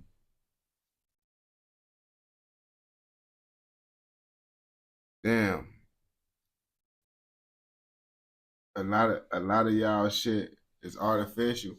Bro, I heard that y'all be using less artificial shit than motherfucking than America, bro. America don't be using y'all be using less shit. Well, what the fuck is this? Yeah, I want to see where the fuck this nigga came from, bro, because I don't know who the Plaqueboy Max has one of them. That was the main thing that we really did this shit, bro. Try to figure out who the fuck Plaqueboy Max is, because I don't know who he is, bro. And we got to figure out who the fuck he is, bro. That's what we doing today. Okay. Real fast. Just see where the fuck folks came from, because we don't know where he came from, bro. Do y'all know where he came from? Y'all do y'all know where Plaqueboy Max came from, bro? Because I don't know where he came from. I ain't gonna. I know he streamed. I know the nigga streamed. At least I know that shit, nigga. But I don't know the actual story of Plaqueboy Max, bro. I just folks made that pink dread song, and that everybody, his folks is everywhere now after that pink dread song. I ain't gonna cap to you, bro. He had a channel called The Basement Boys where they used to do rap battles and hype. Oh shit, folks. All right, well, we finna watch this video to figure this shit out, bro. Who the fuck is Plaque Max? Now, I ain't gonna lie. I didn't know about the guy, but I heard about the guy. But I keep on seeing the nigga ever since that Pink Dread song came out. And it made me think, how the fuck did this nigga get so successful? Now we finna figure out how the fuck folks ass got so successful. Plaque Max has one of the most inspiring success stories coming from a streamer, beginning his content creation journey by shooting public videos with his friends in high school, to then a couple years later playing a big part in reviving one of the biggest gaming organizations in the world and becoming one of the most subscribed people. You see, I seen that motherfucking profile picture everywhere, and I don't even know who profile picture that was, bro. But then I seen this nigga had it. Is this his mugshot? Like, who is this nigga? Like, what's the story of this picture, bro? On Twitch, Max deserves nothing but greatness because his journey wasn't an overnight success. It was years of hard work, grinding, and figuring out how he is going to become the streaming world's next big superstar. Maxwell Elliott Dent, born on the 3rd of April 2003 in West Orange, New Jersey. Folks making that same face that he been made weird ass faces all his life, bro. Damn, but folks ass is literally 1 year younger than me. His ass act like he 1 year younger than me. Began his content creation journey by what it seems like posting Musical.lys, whilst also creating his first YouTube channel under the name Max Got Next, where he would post videos of him and his friends playing basketball. Now this wasn't something Max took serious, and it was more so of a YouTube channel many of us had as kids where we just posted random things we were doing. Growing up, Max lived with his two parents and was the middle child, having an older sister and a younger brother. Now in late 2019, Max and a group of his high school friends would begin a YouTube channel titled The Basement Boys. Their content mostly consisted of public interviews at school or a mall, whilst Bro, I tried to do high school shit, bro. I went to the mall, did the little smash, marry, kill shit. All that shit. That shit didn't go up. Didn't get no views at all, bro. Ass. Diabolical. Disgrace to mankind, if you ask me. But I did get the hoes in that video. I ain't gonna lie to you. Also incorporating other ideas such as pranks, challenges, and freestyles. And that's been a fire on I feel like it's fuego. Whatever you say, bro. Sipping on Fago. I hit it standing, I lay low. I need the cheese, the queso. I need me the queso. I'll be on my case. I ain't gonna cap, bro. Like real deal, bro. The nigga with the cap, he better than the other nigga. But both y'all ass. I ain't gonna lie to you, bro. My know that we get it. I feel like TK, I might just hit the race, bro. Hey, nah, he kind of spitting. I might have to lay low. I put lead in that pop out. Damn, we finna race, bro. You know that it's chemistry, huh? Got that shit on top of me. I got a thoughty, she all on my body. She eat me up like a commodity.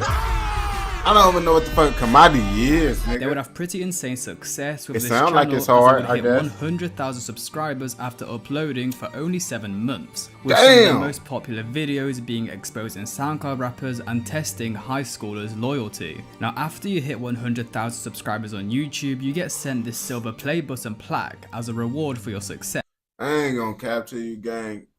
That's my motherfucking dream right there, bro. Like, I always dreamed to love her and get the YouTube plaque, bro. That's what I really wanted, bro. Like, I always be like, man, I want the fucking, and I just want the 100K plaque. I didn't ever be like, man, I want the million plaque. I just want that 100K plaque. I don't know why. With Max being the one to keep this plaque out of his group of friends, as he was the mastermind behind the channel. Why did you take the plaque? Oh, because I did all the work. That might not though, but I would edit all the videos. I came up with damn near every video idea. They would show up, they would help, but it was like I was doing everything. I always had a passion for this. Now as Max was basically doing the work for the entire group, with himself stating it would take him up to 30 hours to edit a 10-minute video, which was due to him trying to deliver the video in a creative and unique way so it would stand out. Now through this hard work, he kind of made himself known as Max the Editor, which put him off as he wanted to have his own channel and be his own individual. I have a cup, my sister got me a cup that literally say Max the Editor. She got me a mug that say Max the Editor because I was a tea drinking ass. And since that day, I realized, damn, Bro, editing is like kind of like hard, bro. I ain't gonna lie to you. That's the whole reason I really got famous on TikTok. Like TikTok, like opened the door for me to be able to like, okay, nigga, you could try to do this. You can learn how to do it. It's not that hard as you think it is, bro. But it's like TikTok is just so easy compared to this shit. Like just getting this whole shit set up was so stressful, bro. And it's still kind of stressful, but now it's getting easier over time. And this not been like no editing for real, but TikTok is so much easier, bro. I want to be known as some Chris Next Door ass. And what I mean by that is, you remember when Chris was just known as the editor? And no, I didn't want to be known as just that. Damn, bro, you can't be saying shit like that, bro. Niggas gonna take that shit as a diss. Hey, what the fuck you mean with that? Okay, Chris said no. I'm like, damn, bro, I need to lock in with myself.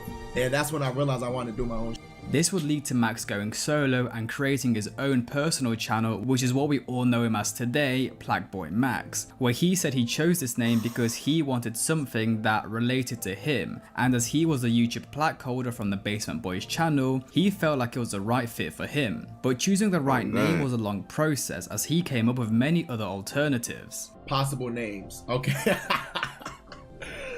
Nah.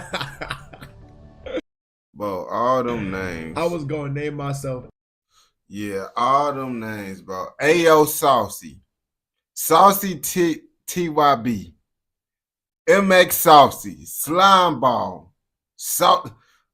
All them names is ass, bro. I ain't gonna lie to you. Like all them shits. Like I ain't gonna cap to you. You good. You good for not changing those shits. I ain't gonna lie to you, bro. Yeah, I don't know why he got all the sauces and shit, but you did a good thing naming yourself Plaqueboy Max, because that shit would have been diabolical. Ayo Saucy. Now, I don't know why I was ever thinking that. Name idea. Yeah, at least you know. At least you know. 2021. Self-made Max up next. Would you up? I thought I had the one. Red Kuna. I had 5 exclamations on that. Slimy male. Slutty male. Bro, Jiggy Mel. Bro, he thought about these. Like my name, bro, it wasn't really like that hard to like think of, bro. Like I've been like, I want my name that no one have. Like I don't want no one to have my name, bro. And like that was the main thing, and I wanted it to like relate to me in a way. So also, I did get the also from like also arrogant, because you know they used to be like also arrogant in Chicago back in the day. Also arrogant, right? Woo up the bam. But then I added avarice. What is avarice? Avarice is a motherfucking synonym for greed. What is greed? You want it all. Money, clothes, bitches, all that shit. So what?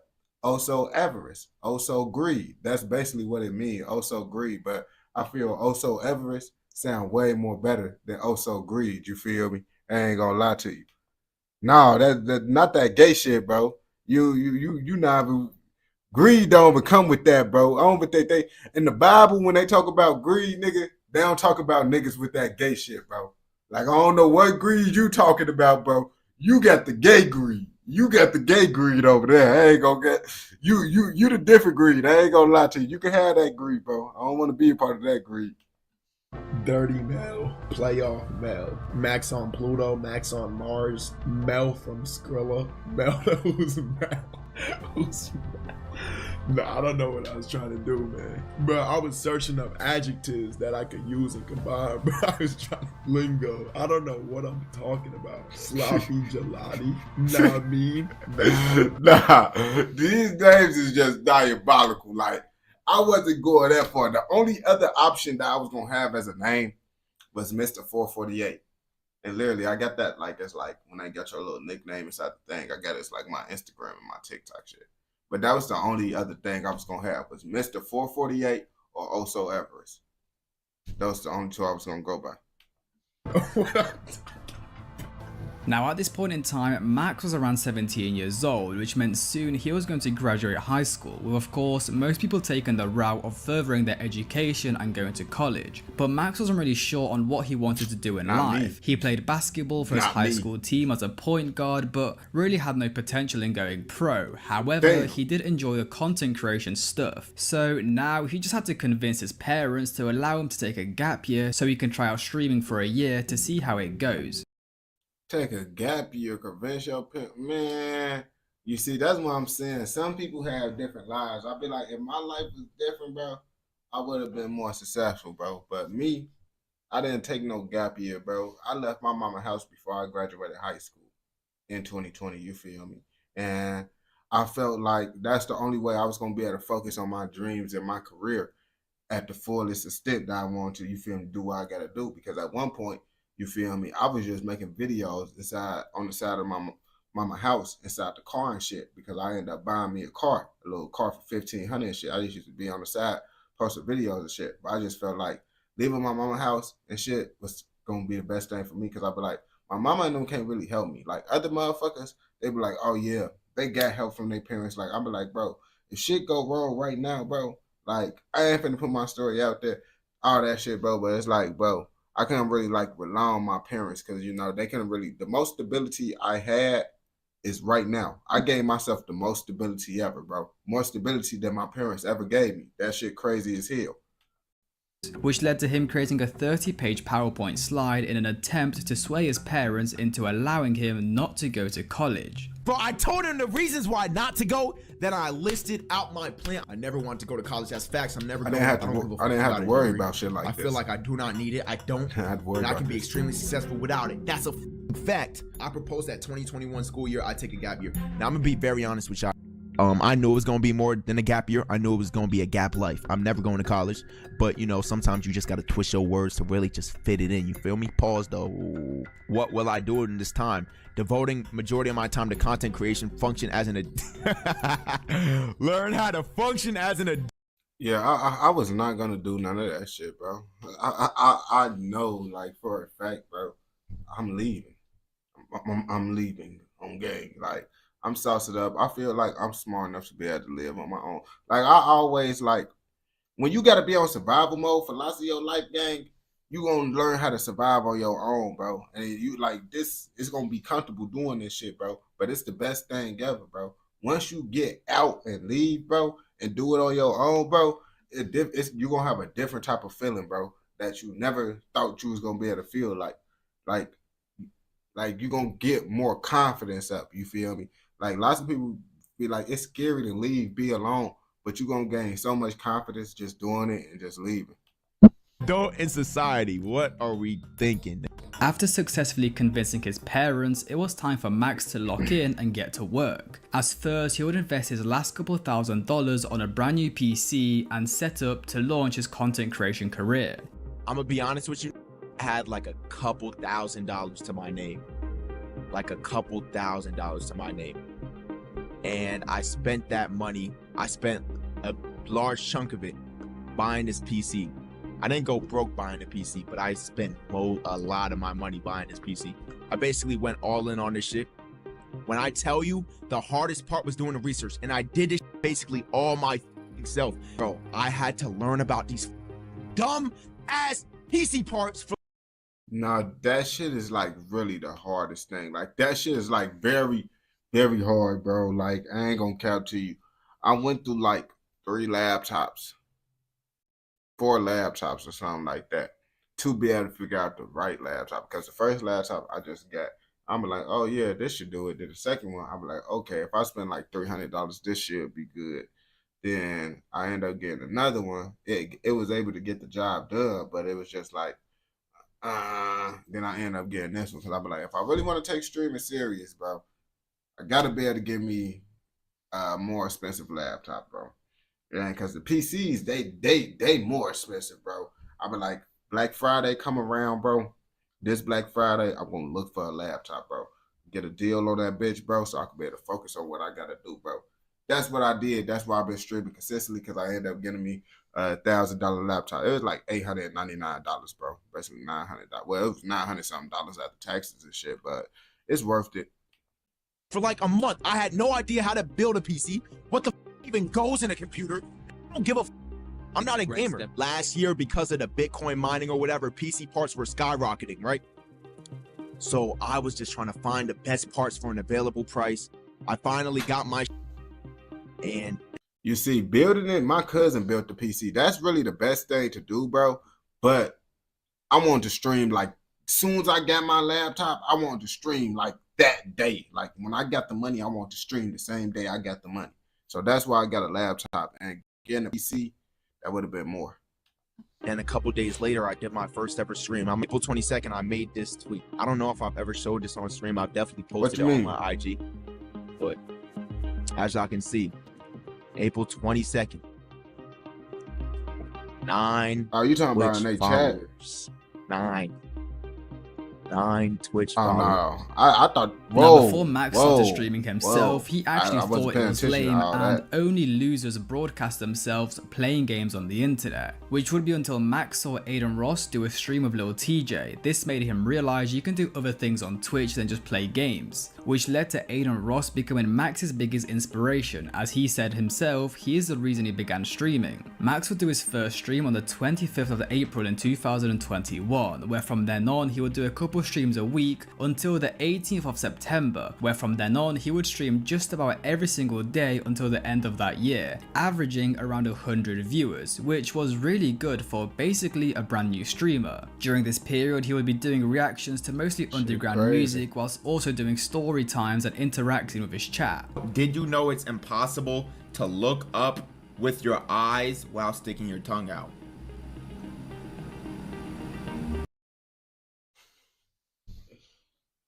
He knew that was some gay shit. He just wanted to do that shit. Let's start there. His ass knew, like, if a nigga tell me, stick your tongue up and look up, it's impossible to do. Nigga, that shit is 100% possible. You just gay as hell for wanting me to do that shit. I just did it. I just did it. What are you guys talking about? Yo, Max, shout if you're gay. That light skin shit. That light skin shit, Rowdy. Alt F4, Alt F4. No. The video that would give him his first breakthrough at the time was his reaction to Baby Santana's Antisocial 2, with the video garnering a lot of attention due to Max's extreme reaction, where at one point in the video, he began crying.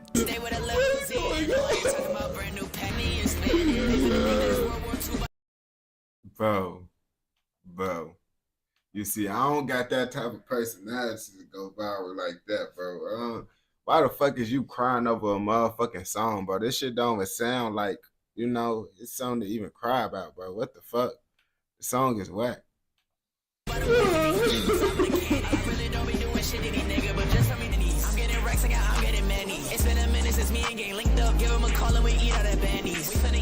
With fans, Oh, that's the type of music he listen to. He one of them type of niggas. You see, niggas that listen to that type of music always go viral, bro. I ain't gonna lie to you. It's hard for niggas like me to go viral, bro. It's like if you don't listen to that,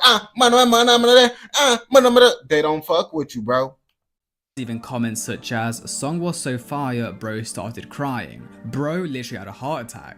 It would be in the beginning of 2022 that Max would start seeing the rewards from his hard work, as he would start going viral across all social media platforms. Whether it was reacting to What Are You Listening To videos from Rizwan, or interacting with his viewers from his diehard community called 5-Star, with one of the most popular videos on his channel being "Helping My Viewers Riz, My Viewers' Bedrooms Are Atrocious, and My Viewers Let Me Rate Their Teachers." As you can see, when Max did content based around his viewers, it did extremely well. He would also host Discord events like E-Dates, bringing male viewers into a video call with a female in an attempt to pick them up. At the same time, he stayed true to his musical roots by continuing to do music reactions and organizing events such as Song Wars and This Wars. In Song Wars, 2 viewers would join a stream, each selecting a song from a set artist, where their chat would vote in a poll to decide who picks the better track, with This Wars being a similar concept, but he would have artists come on stream and record the songs live. What I personally think helped Max grow the most was the 5-Star community aspect of his streams, as it was almost a family with an entire storyline you could follow along with. Every stream, viewers would see the same faces such as Nor, Darbo, Gauze and Twizzler, whilst also introducing new people to keep things fresh. And for the people who don't know who these people are,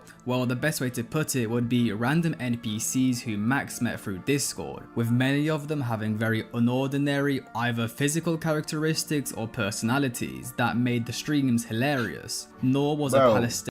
That's kind of bogus. You just call a nigga an NPC, bro. Like, damn, bro. What if they a person too, bro? Jordanian refugee in Malaysia that was constantly pestering Max. Dabo and Twizzler were these loser teenagers who had an extreme struggle with girls, and Gauze was a dude in a shiesty whilst also wearing a headset that roasted Max. And that's only a handful of people Max would have on his streams, as there is hundreds of more I could name. Just under a year after doing his first stream, on the 12th of April in 2022, Max would hit 100,000 subscribers on YouTube. Shout out to my family. Because did if I it, went nigga. to college right now, I would not. I know that I probably wouldn't be here. If my parents had forced me to go to college, my ass would not be on YouTube. I'd probably be in the books right now, studying and shit. So shout out my family for allowing me to be a dropout and a dumbass. If they didn't do that, bro, where would I be right now? Now, as Max was becoming, I mean, going to college don't mean you smart. If they got you thinking that shit, bro, don't let them think that shit, bro. That's bullshit. somewhat of a well-known streamer, he got the opportunity to expand his style of content. For example, playing in a basketball 1v1 with rapper Young Chris for $5,000, doing an IRL stream with his Discord friends Gauze and D Charles, and would even beef with the underground final boss, Jace. But this was just the beginning, as Max wouldn't ever stay complacent and always wanted to expand. As we move further down the line into 2023, he would be hosting the 5-Star House, linking up with the rapper Sofago, and even had the opportunity to visit the AMP house, which, if you didn't know, is the mansion that houses the Any Means Possible Twitch streaming collective, consisting of streamers such as Kai Cenat, Duke Dennis, and Chris Next Door, with Chris being the one that I'm presuming invited him over, as him and Max have formed a strong relationship over the years where they predominantly recorded music together. As we can see, not only Max was getting bigger numbers wise, but he was also being recognized and respected by some of the biggest streamers on the internet. And what would really elevate him into what I would call the mainstream of streaming would be after he dropped his diss track on Convy, Man of Steel 2, with every streamer reacting to Max ripping apart Convy. In the February of 2024, Max would hit 10,000 Twitch subscribers, which was an incredible achievement for Max after his years of hard work. And just 2 months later, in the April of 2024, Max would be announced as a member of one of the biggest gaming organizations in the world, FaZe Clan, led by Banks, who also bring in notorious streamers Lacey, Silky, Jason, Ronaldo. Bro, I remember when FaZe Clan just be adding any and everybody, bro. I ain't finna bap to you, like, lots of these niggas, bro, like, I ain't gonna cap to you. Plague Boy Max, the only nigga that's shit. I don't even know. I don't know. And I just really found out about Plague Boy Max for real, but he been putting in that work. But lots of these other niggas, bro, like, who the fuck are these niggas, bro? Like for real, they just be adding anybody to FaZe, bro. FaZe fell off a long time ago. I ain't gonna bap to you. And Your Rage, where they simply started taking over the internet with their clip farming tactics. It seemed like this new FaZe group idea originated due to the success other content creation groups such as Assignment and AMP were having, where viewers enjoyed to see the entire group stream and interact together whilst also having their own individual fan bases. This new FaZe, which also consisted of members Kason and Apex, have so far done streams such as spending a week in Japan together, hosting dating shows, and even started a full-blown war against each other. As of the September of 2024, Plague Boy Max is in the top 10 most subscribed streamers in the world, sitting on 40,000 subscribers.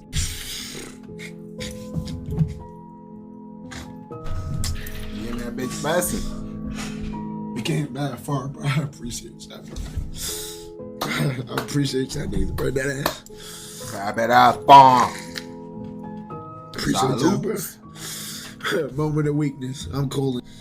I appreciate y'all, boys. We came mad far, bro. Like, you feel me? Like, never thought we gave, bro. And I appreciate my brothers, like, being able to do this shit, bro. Like, I never take this shit for granted. I never take y'all for granted, bro. Even Dillion, bro. Even Noor. I love y'all, bro. That ass, bro. That shit, for me. I just have so much I want to do. Wait, bro, I appreciate it, bro. Like, to be able to do this as a living, you feel me? Like, this always my dream, like. Well, nigga. Nigga, why you coming up with a towel wrapped up around you, bro? Get your clothes on, brother.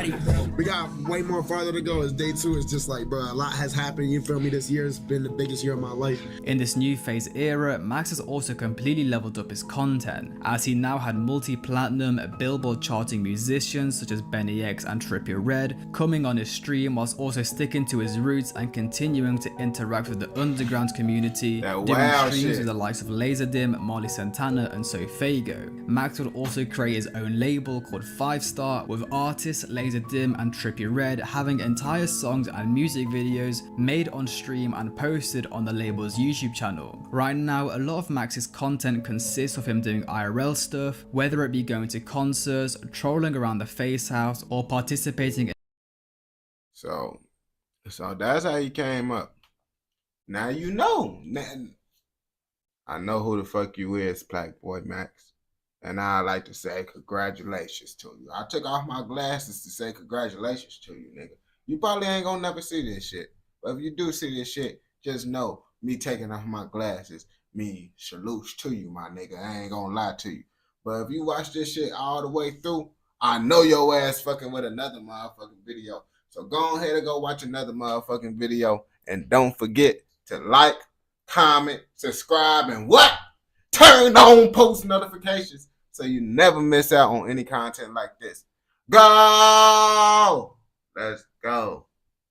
Let's go. Okay. What we finna do now, bro?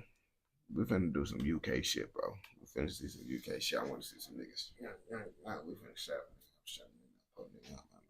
I ain't popping nigga up.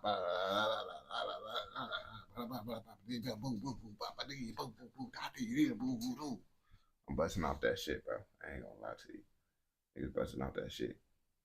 They be busting out that shit. They be busting out that shit.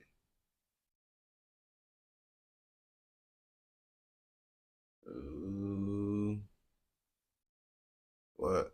Dude. Pacon versus motherfucking.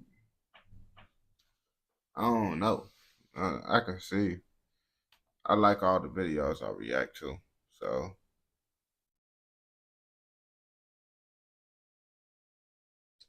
I don't be reacting to Kid Nerd, so I probably didn't. I ain't gonna lie to you. But we'll see what's 2 folks. Let me see. Oh, shit.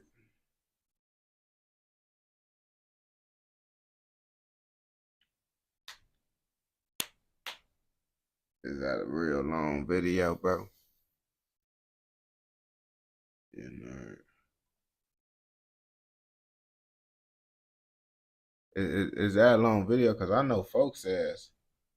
I know motherfucking Trap Lou Raw ass, his ass be doing motherfucking all types of diabolical shit. Well, not long ass shit, bro. Like his shit be like 3 hours and shit. I be like, what the fuck, my nigga? Your ass out here tweaking. Oh, you said all his new shit be like that. You switched up on a nigga, start making a long content now. All them niggas, once they get big, bro, they start making these long ass videos, bro.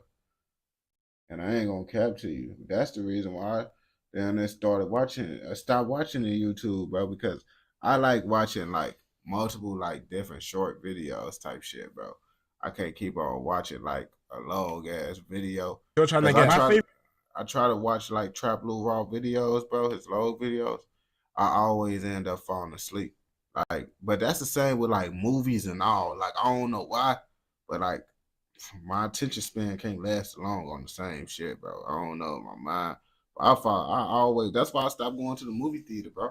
Cause I always fall asleep during the movies, bro. Like that shit just be like, I don't know why, bro. I can't watch shit for too long.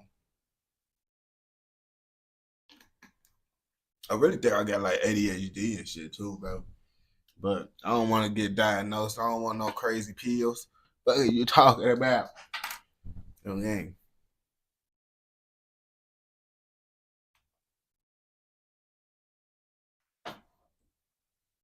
Peckham versus Brixton. They said this one of the oldest gangs in motherfucking UK history. Now, I don't know if that shit true or not. Someone said that shit in the comments. If you were the one that said that shit, comment so they motherfucking know your name. So if they know that you lying, bro, they know it's not my fault. It's your fault. You the one that told me this.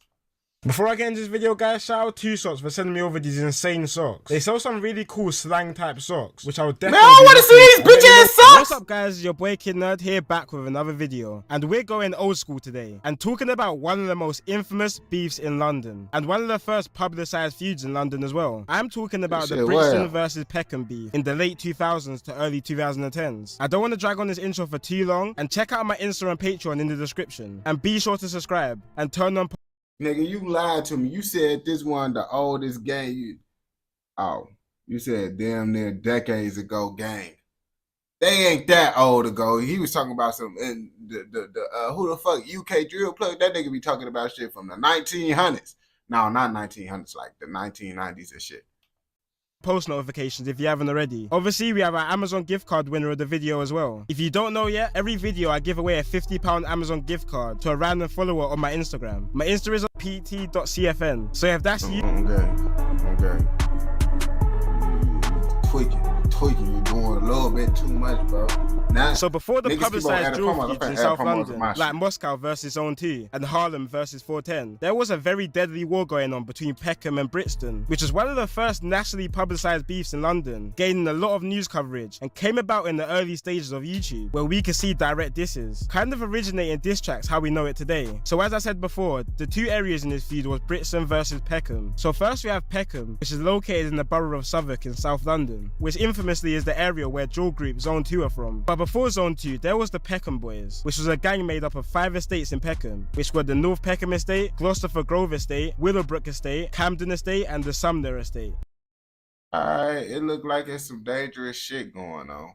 And these estates were very well known for how bad they were. They suffered massive unemployment and crime, and were very deprived. They pretty much were neglected by any law enforcement and government as well, and was even called Pec Nam, which is a hybrid between Vietnam and Peckham, comparing the area to the Vietnam War due to how much violence was there. Throughout the Peckham Boys gang, there were different sets, like the Firehouse Crew and YBP, or Younger Peckham Boys. There were also a couple of Jamaican yardie gangs in Peckham, like the Sunrise Crew and the Spanglers as well. And on the other side of the feud, we have...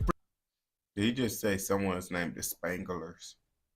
Who the fuck is the Spanglers, bro? That shit sound freaky as hell. Brixton, which is about an 11-minute ride from Peckham and is located in the borough of Lambeth. Brixton's main gang in this feud was called the Gas Gang, who was a gang from the Angel Town estate, and these guys were the most violent gang in the Brixton area and were even responsible for 3/4 of violent incidents in Brixton in 2012. The Angel Town estate, where Gas Gang is from, probably has the richest history of gangs in London, with many different generational gangs being bred from this estate, like the PDC gang in the 2000s who dominated the estate. Nowadays it's the Get Back gang or 150 who take on the estate. Bro, we heard about these niggas, bro. I think this shit is kind of... This is why I watch the UK Drill Plug, because some of these videos be the same shit I damn near heard from the UK Drill Plug.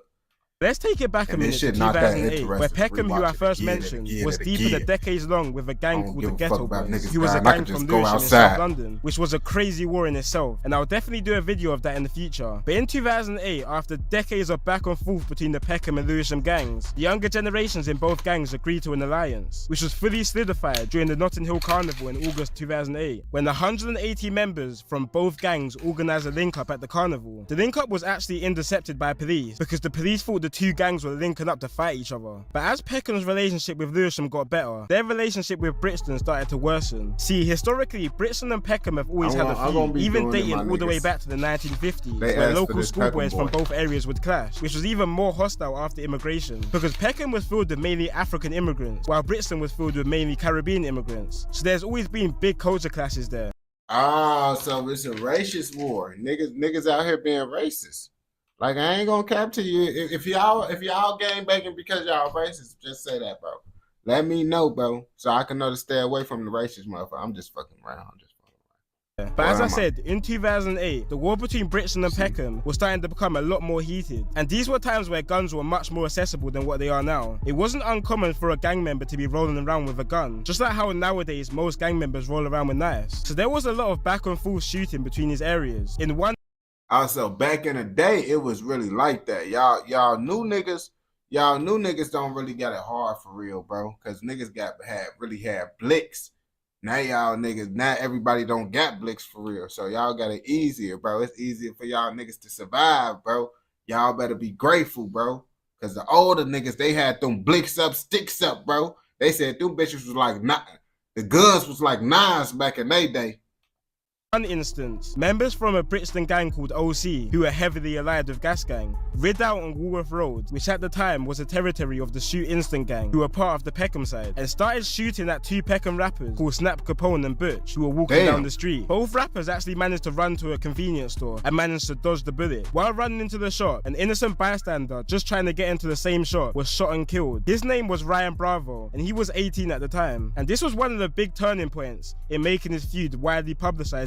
Nah, that's that goofy shit, gang. That's that goofy shit, bro. I feel like if a nigga accidentally kill a innocent kid, bro, fuck them. They gotta go to jail, bro, on gang, bro. Cause it's like, shouldn't no one get killed because the bullshit you got going on, bro. Cause you wouldn't want that to happen to your family, bro. That shit is goofy ass shit. And if he's not locked up, someone need to kill his ass, bro. His ass don't need to be on the streets no more, gang. Because they can't get their life back. So you need to get your life took on gang, whether you locked up or your ass motherfucking dead, bro. That's how I feel. I don't pick and choose for that shit, bro. I don't care if it's my favorite rapper or not. You kill an innocent motherfucker, bro, over the goofy ass shit you got going on, y'all little street fantasies or whatever y'all want to call it, bro. Your ass need to die or be in jail. Plain and simple. In the UK. Just to rub salt in the wounds, the OC gang made a diss track called Bullet Rhythm when a member mocked the situation with the lyrics, "Had you running in the shop like you're buying something," while a member of a Peckham gang then responded to the situation in a song called Real Riders, saying,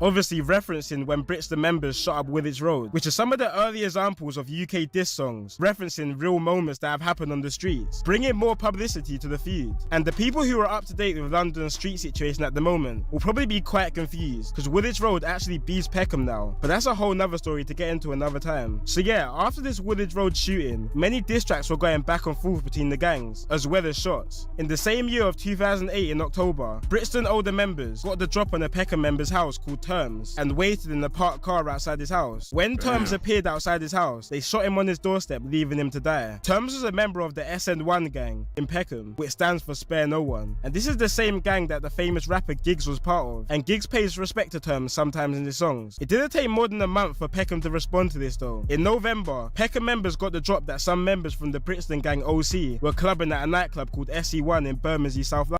That's where they fucked up at right there, nigga. Why is you going to a club and you gang banging, bro?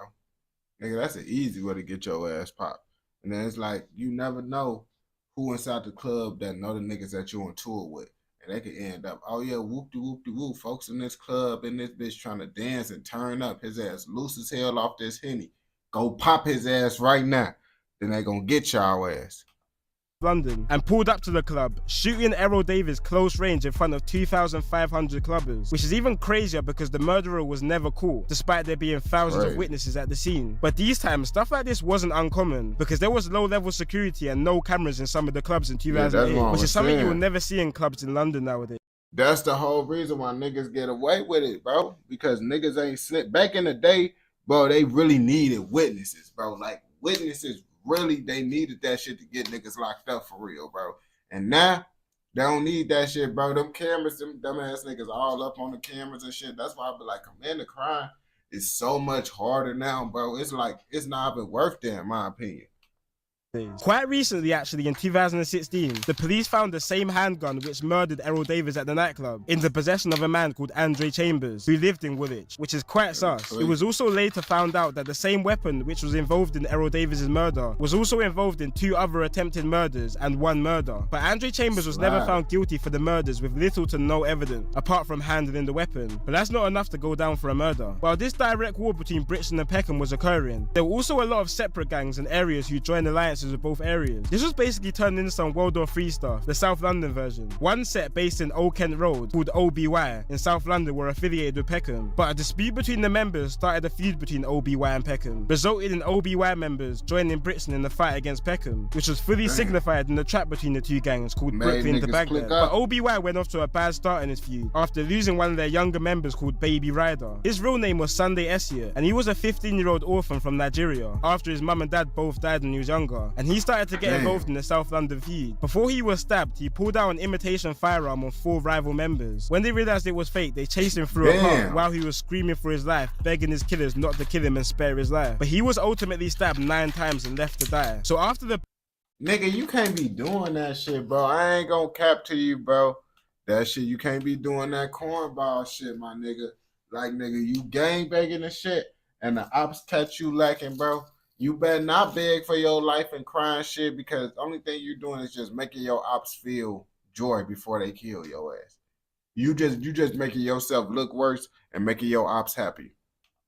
Back and forth in 2008, Brixton and Peckham was literally a no-go zone. And me personally, growing up as a kid around these times, despite me not actually living in the area and being too young to understand all this stuff, I just knew Brixton and Peckham was a place you do not go. Even the Member of Parliament of Peckham at the time, Harriet Harman, would wear a bulletproof vest and have security while she would walk through Peckham, further embracing the name Pecknam. Then 2009 hit, and this was a big year for music from both sides, but especially from the Peckham side of things, when Giggs dropped a couple mixtapes and started putting some of his other members onto music, like Gunna D and Killer Kai. But Giggs was under a lot of pressure from the police at the time, who would cancel his shows, warn labels not to work with him, and even banned him from appearing in TV and radio, which is something we see a lot now with police taking down these drill music videos. Well, the reason why police was so onto Giggs is because the streets were crazy at these times, and Giggs' Peckham gang, SN1, were making headlines early on in 2009, when they executed the ex-member in broad daylight on a busy street, because he fell out with the gang earlier on.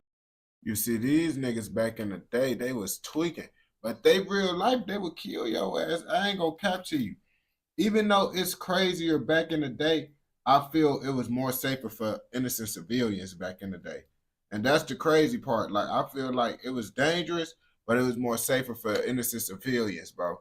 Because, like, niggas, they really, like, they was on it more about killing innocent motherfuckers like kids and old people and shit. Nowadays, niggas, they don't care. Grandma, kids, none of that shit.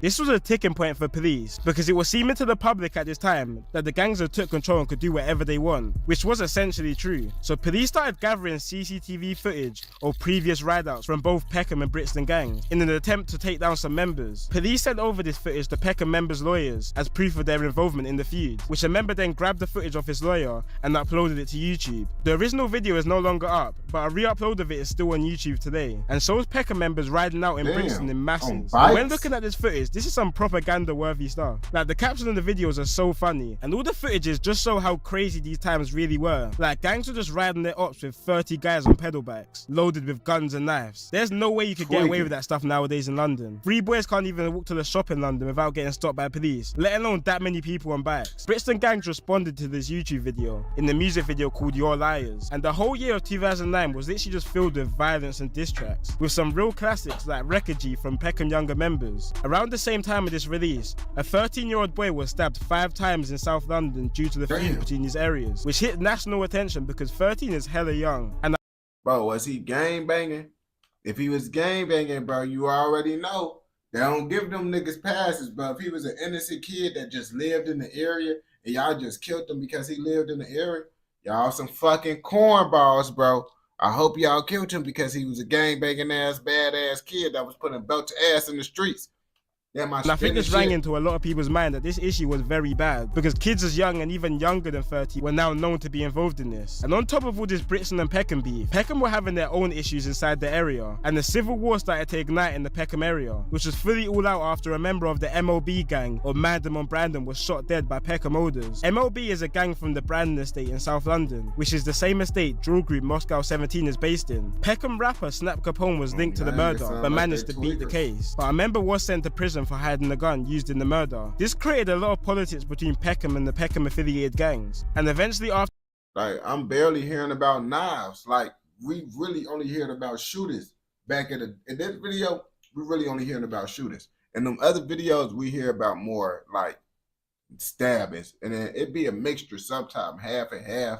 But I never hear majority shooters inside the newer gang videos. After many disputes, members of an estate called Lexham Estate split away from the Peckham sets and started beefing Peckham, which just started turning Peckham very messy. At the same time, different Peckham sets started turning on each other, and because Peckham is such a big area and had so many different estates, the gangs just started keeping inside their estate. One of these being the Pelican Estate, which started beefing other Peckham gangs after the disagreement, which in December of 2010 resulted in 2 members being stabbed and 1 being shot to death. The member who died was called Vesta, and police were investigating the situation heavily at the time. So while this investigation was taking place, a younger member of a rival Peckham gang started to go onto the Pelican Estate and post leaflets through the doors which said, and I quote, "Stop snitching or we'll come for you," which must have been hella threatening for the normal residents who just live on the estate and had nothing to do with the gang situation. 2 members, Tiny Nutty and Jungle. And that's why motherfuckers tell like growing up in the hood, bro, my grandma always told me, bro, mind your fucking business, because you being a snitch and shit, telling on motherfuckers, bro, they will most definitely kill your ass just for snitching. Like they don't give a fuck about you. But you snitching and shit, now they give a fuck about you on gang. Just remember that shit. When you get to snitching, now you hopping in the street shit, whether you like it or not, because your ass wanna run your mouth. Were convicted and sent to a minimum of 30 years for the murder, just before Tiny Nutty got booked for the murder of Vesta. His older, who was called Nutty, was on remand in prison for a firearm charge. Around these times especially, it would be common for older members to have youngers, which would then take on their name essentially, just like how Tiny Nutty took on Nutty's name. A 17-year-old from Peckham was also on the same charge as Nutty for the firearm, but just like how gang hierarchy works, other members were pressuring the 17-year-old to plead guilty to the firearm charge, which would then allow Nutty to be freed. The 17-year-old refused though, which resulted in other members executing the 17-year-old by luring him in. Bro, now this shit is diabolical, bro. Because he didn't want to fuck up his life, y'all kill him. That's why the streets fucked up. And I don't never fuck with the street shit, because I feel like, bro, I'll be damned if I'm finna listen to another motherfucking nigga, bro, and another nigga finna tell me, oh yeah, go kill this nigga because he talking crazy to me. And you gotta go do it because you one of his goons. And like, bro, I ain't trying to have no big homies, no none of that shit. I'm the big homie, bro. I don't think having a big homie cool. I don't think having to run to other niggas and obey other niggas is cool. And if you don't listen to the nigga, they kill you. Boy, that shit low-key goofy shit. I ain't gonna lie to you, boy. Nigga tell me, oh yeah, if I don't listen, he gonna kill me. Why would I ever want to be around that shit? Into a car and shooting him in the back of his head and then burning the vehicle on the day of the court hearing. Nutty was accused of arranging the murder because of the conflicting stories they both were telling in court, and he looked even more guilty after officers found the lyrics in his cell saying, "Kill your co-defendant if you're snitching in court." Like, I don't think you could get any more bait than writing those lyrics. It's not even like it's a catchy line or anything. I think he was just screaming, "Please lock me up," and that's exactly what they done after finding him guilty of the gun charges and arranging the murder, which he is now serving 32 years for. Also, the Peckham rapper, who is known by a street name CS, was actually caught and convicted for setting the car on fire. His ass looked like he got some type of disability. I don't know, bro. His ass looked like one of them niggas where they be like, bro, you easy to draw. Yeah, he one of them easy to draw ass niggas for sure. After the 17-year-old was shot and killed, which he served 4 years for. So as you could tell, Peckham was just a mad area at these times. The civil war they were having was probably more active than their beef with Brixton ever was. One death that really shocked the area was the death of a respected member called Taz. He died during the chase when he crashed his motorbike. Family members put up a shrine of Taz where the accident occurred, where the ops then camped outside the same day of his death. And when a member called Little Groove visited the shrine, they shot him dead the same day. So Peckham was literally... Bro, these niggas raiding at the memorials just to catch the op. These niggas different. These niggas a different type of diabolical. They like, oh yeah, this nigga died from a motherfucking crash. Since we didn't do that shit, guess what? We gonna catch someone that's motherfucking, trying to send their condolences to him on game. A no-go zone at this point. Like, literally everyone was just beefing each other. And while all this madness was happening in Peckham, Brixton were having their own separate issues over in their camp. Gas Gang was starting to get heavily involved in beefs with a lot of surrounding towns, like Brixton Hill and Toast Hill, which are blocks of the famous drill groups 6-7 and 8-6. One murder that really started changing the dynamic of this beef was the murder of Toast Hill member Little Zach. It was 2011 and 5 Gas Gang members rid out in a school located in Toast Hill, waiting for Little Zach to come home from school. The reason the members targeted Little Zach is because he was involved in the stabbing of a Gas Gang member 2 weeks before this incident. When he came out of... Oh, you see, that's what happened. Lil Zach ass was with the shit, so now they got on Lil Zach ass.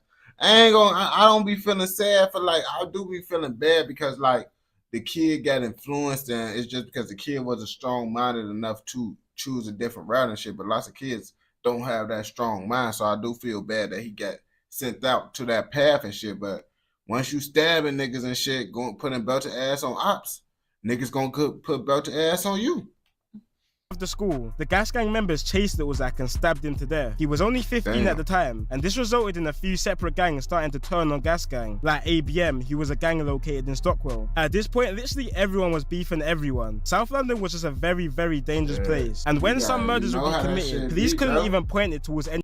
What Herb said in that song? He said, niggas didn't give us the benefit of some shit. We don't care his age. If he banging, we killing him.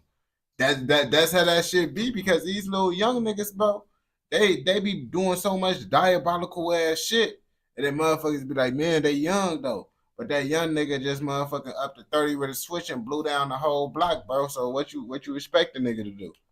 Any specific gangs, just because it could have been so many different cliques. Like the murder of Azur Khan in 2011. He was attending the funeral of one of his gas gang friends when he was shot and killed at the burial, but no one has the faintest idea of who it could have been. It could have been one of the many gangs in Peckham, it could have been members from Tulse Hill, Brixton Hill, ABM, or just anyone. Bro, that's why motherfuckers be secretive with the motherfucking funeral shit, bro. You can't be up in this bitch just giving the low to any and everybody at a funeral, especially if the nigga had ops.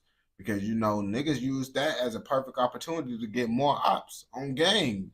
I ain't gonna cap to you. So you don't want to motherfucking, you want to be very secretive. You want to make sure really nobody really got the location except for the people you know. From the borough of Southwark. There's just too many possibilities. These murders amped up the fuse between gas gangs and other areas aside Peckham, and it was getting to the point where both Brixton and Peckham had more issues on their hands rather than each other. In 2012, 3 gas gang members rid out on Stockwell looking for members of a rival gang called ABM. When they found the op inside the shop, they let off fire inside the shop, which missed the rival, but ended up hitting a 5-year-old, which left her paralyzed. This shit. You see, bro, they need to kill whoever the motherfucking put the trigger on gangs. His ass is a fucking goofy. If you can't hit your target, bro, your ass don't need to be shooting, you fucking cornball. Nationwide news, and this was really the beginning of the end for Gas Gang, because they started getting more monitored than probably any other gang at the time, which 2 years later resulted in a massive raid taking down some of the key members of the gang. Nowadays, Peckham and Brixton gangs are actually linked up, with both of them having the same ops, but compared to how it was back in 2011 to 2012, both areas have calmed down a lot, with mass surveillance and of course gentrification. If you go to some of the old blocks of Peckham, where murders, robbings and shootings would be a daily occurrence, it's crazy how now them same blocks are filled with white hippies with rich parents. But to be honest, that's like most of London now. Anyway guys, that's it for today's video. I might do a part 2 on it. So they ass was more bad back in the day. They was tweaking more back in the day. That's why I'm getting from this motherfucking video. Okay, them old heads had it worse. For shit show. If you watch this shit all the way through, I know your ass fucking with another motherfucking video. So go ahead and go watch another motherfucking video. Don't forget to like, comment, subscribe, and what? Turn on post notifications so you never miss out on any content like this. Go! Yeah, but nah, I don't react to no music, no none of that shit, bro. No mainstream shit, no none of that. I ain't gonna lie to you. I only react to niggas that use other niggas' videos inside of their videos.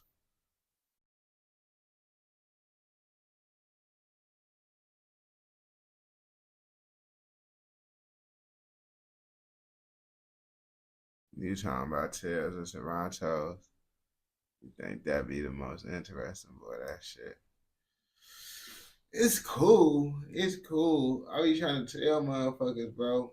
When I be trying to watch this shit, bro, I really be trying to watch shit that I could, you know, not see in real life on game. Lots of this shit that, you know, I be watching this shit, bro. Like, this shit right now, it's niggas going through this shit right now that I know. Like, niggas choosing this lifestyle. Like, I come from this shit. So it's like, I be trying to watch shit that's a little bit, you know. Like, I know lots of motherfuckers like the shit, you feel me? Type shit, but I don't really be, you feel me? I can watch it, but I can't watch it back to back to back. That's why I be switching it up, watching different shit and all that.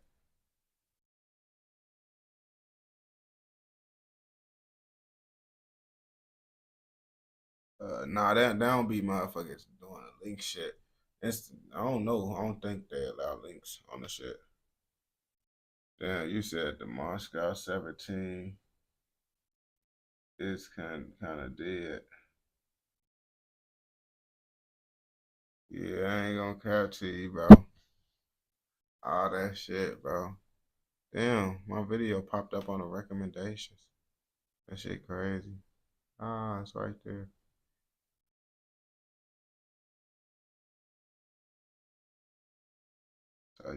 This type of shit very interesting.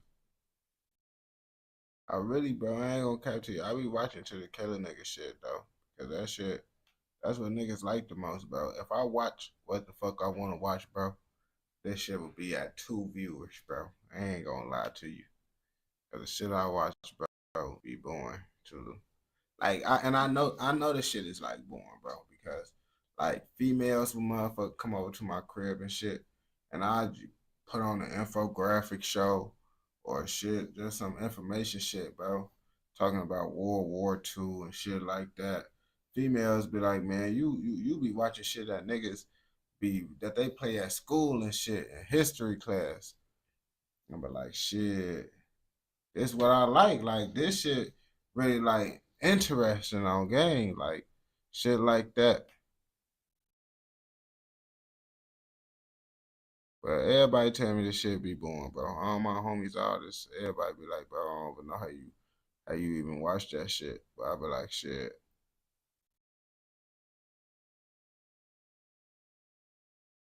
I ain't gonna cap. It's that video, motherfucking mainstream video. If it's a mainstream video, you feel me? I really be watching little niggas cause I be knowing what niggas I can and can't react to. I ain't gonna lie to you. I could just tell just by looking at them what niggas, you feel me? I could type it in. But y'all said the same thing about the drilling stuff. And I knew the drilling was gonna be on bullshit, bro. I just listened to y'all. But now I know not to listen to y'all niggas, bro. Because I know what the fuck content is, bro. I've been doing this shit for like 5 years now. I ain't gonna lie to you, bro. It's from the same dudes who made the London riots video. That's why I said I could check it out and see. Yes, bro. I deleted the drilling videos. It's one more video that I forgot to delete. I'm taking all that shit down, bro. On gang, I'm not leaving out one of those videos up, bro. Fuck the whole drilling series, bro. They can eat a dick, bro. On gang. That's why I ain't listening to nobody. No, none of that shit, bro. On gang. No music, none of that.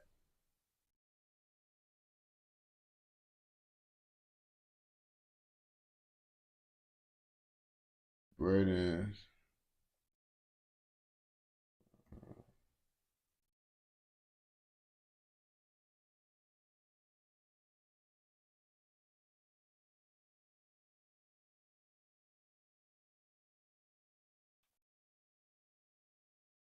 No, I ain't fucking with that shit, bro. I got a whole strike. The strike shit ain't gonna go away till motherfucking April. But I already know, I'm just like, I know I ain't gonna get no more strikes just because I ain't reacting to certain shit. Like, I already know what I gotta do now. Like, I was doing the shit, but nah, on game.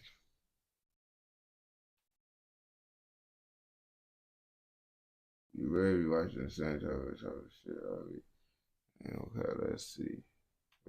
This video is brought to you by Squarespace. Police had to intervene to... As I said, This video is brought to you by Squarespace. Alright. I can't just start it off like this because you're using another nigga video. So I can just start it off like this, make it easier. The officer said the video showed the awful callousness of the hooligans. Police had to intervene to control the fans. Disorders on the rise. A story of bitter rivalry between their supporters. The West makes it one of the world's most deadly football tragedies. This small faction of society has been seen as one of the most controversial subcultures in all of Europe. The football hooligan. it's not just the football, it's a whole subculture, a scene. And for the first time ever, was these niggas supposed to be like frat boys or some shit? I was accepted. Exactly the same as us to go to the match with our boys. Oh, that bogus ass man. You know what I mean? You don't hurt at the time because the adrenaline keeps you going. Well, before the football hooligan became its own subculture with its own fashion and attitude, violence in football has been there ever since the beginning. Around the 13th century, football started to become a sport. Two neighbouring rival towns would assemble what was pretty much an army of men in what was referred to as mob football. Between the years 1314 and 1666, over 30 football bans were put in place, with the main issue being the violence and the... Bro, this what y'all UK niggas do for fun, bro? Y'all niggas go in this bitch play football, no ball, no equipment, just hit a nigga. Okay, y'all niggas be in that bitch be getting brain damage. Rioting that would come with it. But you see, gradually football would begin to change. Around the late 1800s, football had kind of slipped into the hands of the gentlemen. And with that was the introduction of modern football, with a rule set called the Cambridge Rules. It was now no longer a sport of the rioting common folk, and instead the sport of the ruling elite. But yet that didn't stop the violence. The first recorded instance of football hooliganism was in 1885, where Preston North End faced Aston Villa. The teams got upset and just started whacking each other with sticks and having a fight. A handful of instances like this would happen, but then England would go to war. Twice. Hostilities will end officially at 1 minute after midnight tonight. Post-war Britain was a very different place than before. In the 50s, we would start to see a rise in these young youth subcultures, such as the Teddy Boys. By the 60s, you had the mods and rockers, as well as skinheads and hippies. Some of these different... Oh, them skinheads. I know about them skinheads. Them racist motherfuckers. I know about them. Different subcultures would be violent towards each other. They broke away from traditional British values and rebelled against British cultural norms. Well, I suppose I've been married. I don't want to get married, but I suppose I will. At the same time, the UK was experiencing a massive wave of immigration post-World War II, with the change in demographics brought with it racial tension and violence. And so, in this time, the English identity was in flux. Tweaking. And as well in the 60s, mandatory military service for young men came to an end. And so, young working class men had very few places to let out their... I ain't gonna bap to you, bro. That mandatory military shit, I know the US... did that shit too, the draft or whatever, boy, they could eat a dick, bro. I ain't gonna bap to you. I am never fighting for this country a day in my life. The day they think I'm gonna fight for this country is the day they gonna see me go to jail. I ain't gonna lie to you. You ain't gonna never catch me fighting for no war. None of that shit, bro. Fuck is you talking about? If we gonna fight a war, if I'm fighting a war, I want to be the reason why we fighting a war. Like the war's gonna be because I want to do some shit. I'm not fighting no war for nobody else. Shit cook. Aggression. But then there was football.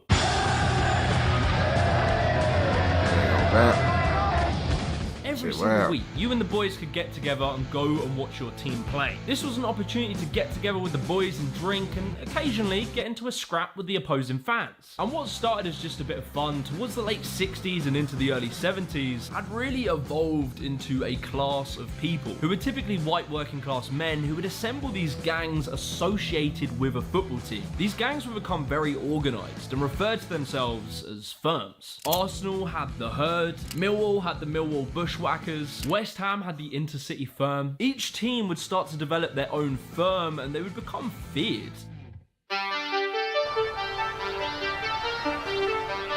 Bro, so these niggas was just a bunch of degenerate ass niggas, bro. This is what the fuck you telling me, bro. These niggas' whole little thing is basically just to just fuck up shit, crash out. Niggas just be tweaking, bro. People just... This why, bro, if aliens come to Earth, bro, they gonna look at us as like the most stupidest things to ever exist. I ain't gonna lie to you. A lot of people were wondering how this started. Some people believe it's in part due to the fact that the elder generation stopped going to football games. As they were becoming wealthier, there were other things for them to do, and football stopped being this family affair that everyone would go and watch, and really became a young man's pastime. And so with no elders to keep the young fans in check, they became more aggressive and more violent. Hooligans developed this deep pride in where they came from. A lot of it came down to respect. If they didn't feel respected, they would prove themselves by fighting the opponents. You know, know what I mean? If you ain't doing it on the terraces, you're going to be doing it somewhere else. It's just that violent streak. No, it's not a violent streak. It's being proud. Being proud of your man. Yeah, being proud of your man. And fucking don't let people take the piss out of you. The attitude of most of these hooligans weren't really to go out and seriously hurt the opposition, but rather to just have some drinks, go watch football, and have a good scrap. Oh, we're going, boy. Niggas just want to fight, bro. Okay, I understand, bro. I understand what niggas do, bro, because fighting is fun, bro. Fighting is fun. I ain't gonna lie to you, bro. If you get to fighting motherfuckers, bro, that shit will motherfucking be like, that shit just random ass shit. That's why niggas like boxing, bro, because they ass really want to do that shit theyself. Right, a good game of football, a good punch up and a good piss up. That's all about Millwall. It was a break from their monotonous lives. Now, when they would come back to work on Monday, they'd all have stories to tell. Like how Barry took on 5 geezers with a pint in his hand without ever spilling a drop. Every week, they would go out fighting for their city, their town, their club. It gave them a purpose and an identity. When are you going to settle down and get married? Settle down and get married? Well, getting married, you're restricted and you can't travel away with a team you love, like, you know? And I was going to get married, but I knocked it on the head, all over Millwall. But very quickly, things started to get out of hand. Before we go further with this video, I want to give a shout out to Squarespace for sponsoring. Squarespace is the #1 tool for building and developing your own web. It's important to have a website that really to choose from, like email marketing. I gotta say, I actually enjoy. Head over to squarespace.com/Jimmy the Giant and to get 10% off. 150 were arrested well away from Stamford Bridge when they ran riot on the London Underground. Into the 70s, and by 1974, Manchester United were relegated into the 2nd division. Fans on the field again, spilling over from the corner on my right. And I suspect that we shall see the referee calling the players off. Yes, he's taking them off. The Red Army firm caused carnage around loads of stadiums all up and down the country. That same year, a Bolton Wanderers fan stabbed a young Blackpool fan. Football hooliganism was... Come on, bro. Why it had to be the black guy, bro? You see, at first I thought y'all was just doing tweaking shit. Why you had to stab the black guy? Ain't nobody get stabbed, but then when someone do get stabbed, it's a white dude stabbing the black guy. I think it's a racist shit going on. I ain't gonna bap to you. Was getting out of control. Public sentiment was turning against football and starting to see it as a massive problem. So football organisers had to try and do something. They took measures to try and limit the crowd size. They segregated the home and the away fans with fences, but nothing was really changing. Up until then, football hooliganism was mainly just a problem in England. However, in the mid-50s, the Europe... I thought he said a black dude. He said Blackpool? Oh shit. I thought he said a black dude. I was like, damn. European Cup was introduced, and for the first time, English football supporters had a chance to get the boys together, pat their lagers, and head to war overseas. For Europe, the invading British mobs brought violence and destruction.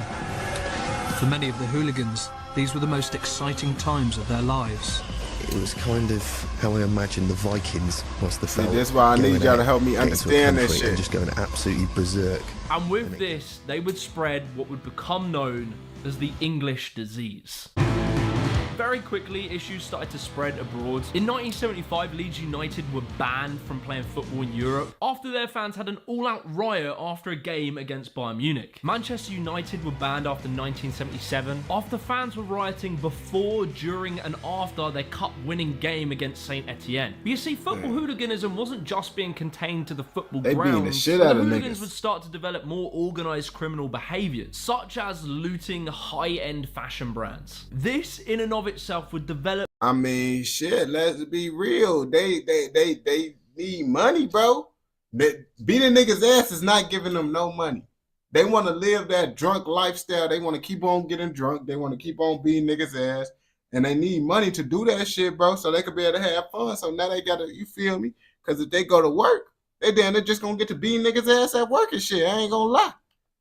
A unique fashion for football hooligans as Gary and the boys would come back to England dressed in the finest after the football games. This fashion would be dubbed football casuals. You used to see a lot of the majority of the fans wearing the shirts, and then you get this small group of look like, you know, big, strong looking men. They used to be the ones that sung the most as well. They used to start the songs off, and back in the day, the only time you saw Stone Island was at a football match, pretty much, I'd say. To the point where if you saw a group of lads wearing Stone Island and CP Company, or something along them lines, they were fair game. Whilst every other football fan would just wear the team's uniform, the football casuals become very distinct and able to detect, wearing brands like Sergio Tacchini, Fila, Lacoste, Pringles, Stone Island, and many others. They'd often have the skinhead buzz cut. These lads would be dressed to the absolute nines every single football game and then get into massive fights.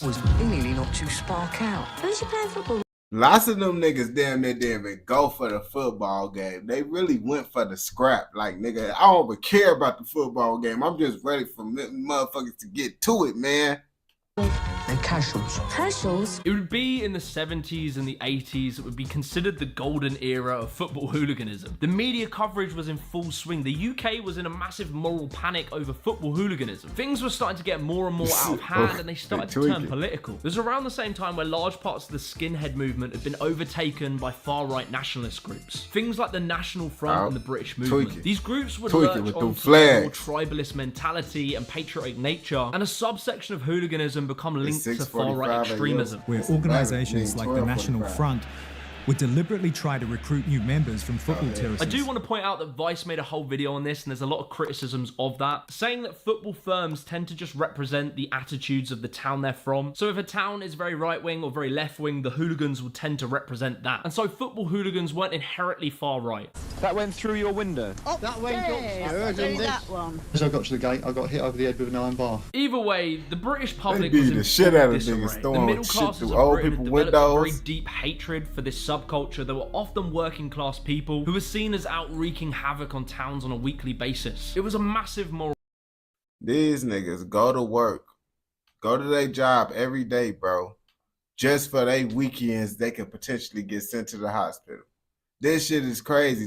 They trying to hurry up and get through work so they can make sure they motherfucking make it to the weekend scrap. Moral panic. And due to the sharp rise in unemployment in the 80s, there was a deep resentment in the working class, and you could see that in things like the miners' strike and the Tottenham riots. There were deep tensions in Britain, and football became... Damn, now these niggas mad at niggas for working? Don't tell me they mad at they said they mad at the working class. What the fuck they mean they mad at the working class? These niggas just these niggas just tweakers. Became the main vessel to channel that anger. Things were getting pretty bad. Someone would need to come in and put an end to it. Bearing now Mrs. Thatcher as Prime Minister. 1985 was considered the worst year ever for football hooliganism. There were a few key instances that would really push the Thatcher government to act. On the 13th of March, Millwall and Luton would face each other. 31 people were injured when Millwall fans went on the rampage before, during and after the match. Described as one of the worst nights of violence in British football, the Prime Minister is demanding action. And it turned into a riot that destroyed Luton. 81 people were injured, 60 of those being police officers. 31 arrests were made. Fans tore up the stadium. They destroyed the town. They were smashing people's windows. And then it's crazy. They fucking up these towns and shit. And y'all stupid ass live in these towns. Y'all live in these towns, bro. And y'all just fucking it up. Like, damn, I understand the scrap of this shit. But this shit right here is just, come on, bro. Like, it's no need for y'all to do all that shit. Now y'all just doing anything and everything now, bro. I understand the scrapping, but y'all scrapping shouldn't turn into no bullshit like this. One police officer suffered a heart attack. They had to receive mouth-to-mouth resuscitation, all whilst being kicked in the head by football fans. But it would be on the 29th of May where disaster would strike. The Heysel Stadium in Brussels, the capital, come on, bro. Has been how the fuck they doing this shit? Bewildering sight. As a result, there is for certain serious injury when a wall collapsed, and maybe worse. Liverpool played Juventus in the European Cup final at the Heysel Stadium, where 39 people would be crushed to death by a wall that collapsed as a result of fighting. Damn, bro. Now niggas dying behind this shit, bro. These niggas scrapping so hard, bro. The shit is collapsing, bro. These niggas is scrapping, bro. I ain't gonna lie to you, bro. These niggas is scrapping too much now, bro. Like, it's too much scrapping going on. Once you scrap it so much, buildings get to falling down and shit. Walls get to falling. Kill it. Nah, bro. Y'all niggas on some motherfucking Mortal Kombat, motherfucking, we finna switch arenas ass shit. Like, y'all tweaking. I would like to say to all the English people that they are very famous in the world for their education and self-control and so on. We have now the proof that all over in continent, everybody say, don't be like English people. After Brussels, the world shuts the door on English clubs. Today, the governing body, FIFA, registered their disgust over the events at... So y'all niggas been was doing what the fuck America was doing. Like, we thinking like, damn, the UK niggas trying to fuck up their country because America fucking up their country. But y'all niggas been was fucking up y'all city and shit doing bullshit, bro. Y'all been had that behavior on gang. I see how y'all covered out there, bro, just fucking up shit. ...at Brussels by banning English clubs from all internationals. This ban lasted until 1990 and a year later for Liverpool to be unbanned. The UK had had enough. I wish we could get those responsible, get them before a court and stiff sentences so that they stop anyone else. Soccer violence has now reached the top of the political agenda. And so the Thatcher-led government set up a war cabinet to tackle football hooliganism. Along with the Popplewell Committee, many ideas were put forward and laws passed to try and tackle it. You had the Public Order Act in 1986, which permitted courts to ban fans from stadiums. The Football Spectators Act in 1989 banned convicted hooligans from attending matches internationally. Stadiums were forced to make changes. They were no longer allowed standing sections. They had to have seats, along with much tighter security, better quality turnstiles, and tickets were made much more expensive. Heysel and Hillsborough changed everything. You see, y'all niggas fucking it up for everybody, bro. This is why we can't have nothing nice, bro. Because niggas want to do dumbass shit, and then motherfuckers complain, oh, everything expensive, things be expensive. Y'all niggas get to looting, riding, all this other shit, so niggas gotta spend more money to fix all the shit y'all fucked up. So guess what they gonna do? Charge everybody else more because they gotta spend more money because y'all bullshit. Hillsborough more so than Heysel because it changed the design of stadiums. It's a kind of social cleansing of football, a deliberate pricing policy that has pushed hooliganism, they thought, to the back burner. But you see, the violence didn't stop immediately. The firms just got more organised and smarter and moved the violence out into the streets, where firms would become like militia groups, knowing how to ambush people with the locations they were. Bro, so them raising the price ain't stopping y'all niggas. They gonna keep on raising the price on y'all ass till no one ain't going to that shit. These back streets, I knew it were good for us because we knew every back street where they were going. Away things didn't know where they were going, but we could. However, into the 90s, the English disease slowly started to cure. After the European ban was lifted, families actually started to attend football games again. Police presence had massively grown and they'd become much more equipped to deal with the problem. Hooligans were getting tougher and tougher sentences and violence did start to drop. There's over 4,000 Germans booked in for Europe this summer. You come and take us out with your top firm, then you can take us on tour. As things started to really quiet down by the late 90s, by the early 2000s, a nostalgia grew for football hooliganism. There's nothing different about me. I'm just another bored Mal approaching 30 in a dead-end job who lives for the weekend.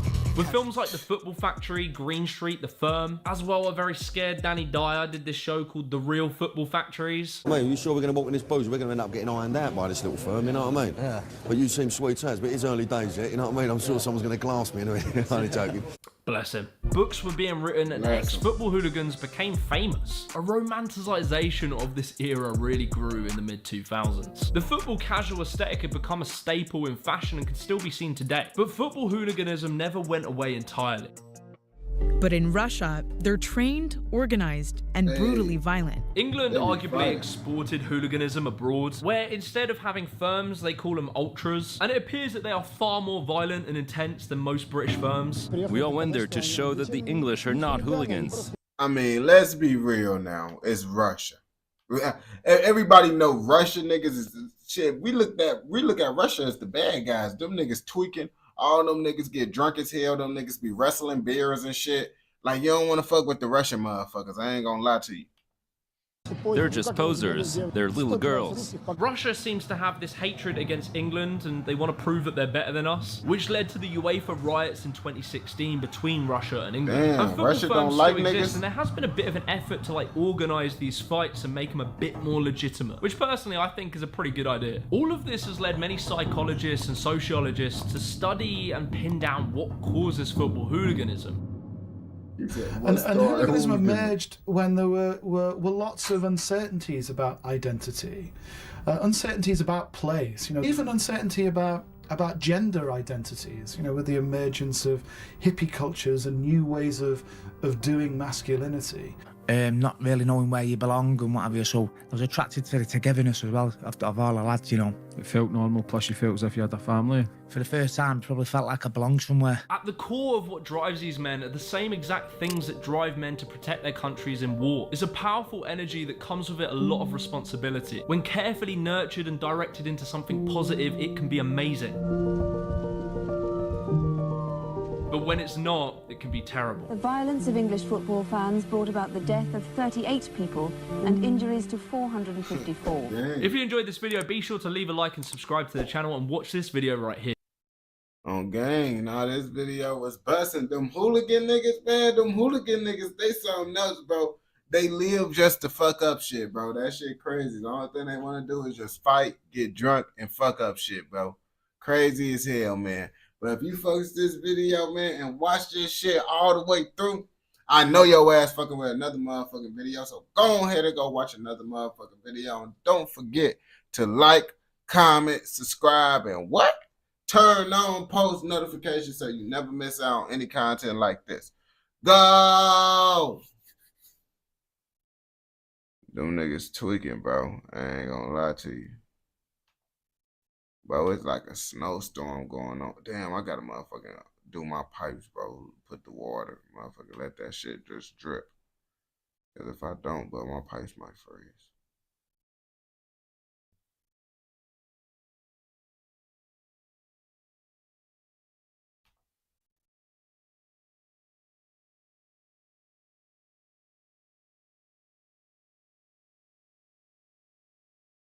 What are you talking about, bro? You on that freaky shit, bro. On that freaky shit, nigga. I said my pipes gonna freeze.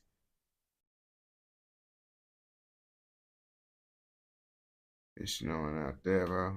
In London, UK. That UK shit.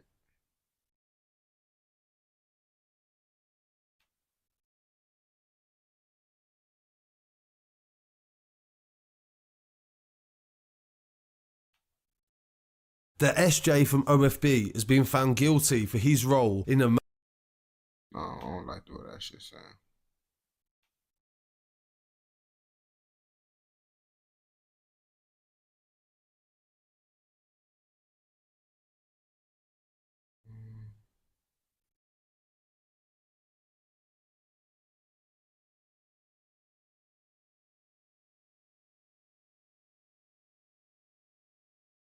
Think about it, bro.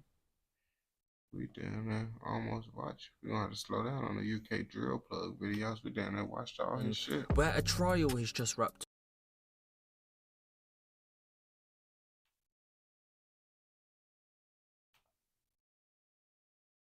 Wolverhampton. Wolverhampton. I don't know. Where the fuck Wolverhampton is at?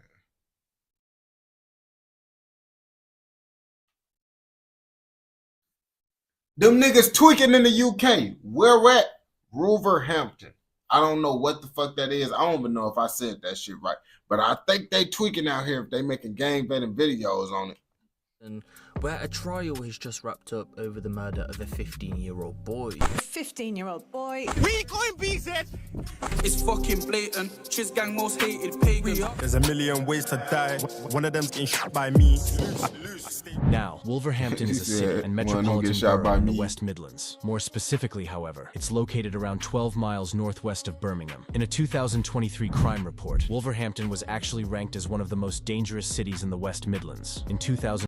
What the fuck is the Midlands? The Midwest or some shit, bro? The Midland? I guess Midlands. Midland. Okay. In 2023, the crime rate in Wolverhampton was around 129 crimes per 1,000 people. This then compared poorly in comparison to the West Midlands as a whole, which has a crime rate of around 118 crimes per 1,000 people. As of a 2021 census, the population of Wolverhampton was around 260,000 residents living in and around Wolverhampton, this being a 5% increase since 2011, in which the population was around 250,000. Now, what a lot of the people that are currently living in and around Wolverhampton are unaware of is the long-running gang war that has been playing out within the streets of Wolverhampton, claiming the lives of multiple people that were both involved and not involved. As a result of the gang feud, it then led to broad daylight stabbings and shootings occurring in Wolverhampton's busiest areas, this being the gang war between BG and Triz. As a quick note before this video begins, a lot of information on Wolverhampton beef is unknown unless you live in and around Wolverhampton, which I do not. So if I do miss something to do with the beef, feel free to comment it down below. But without further ado,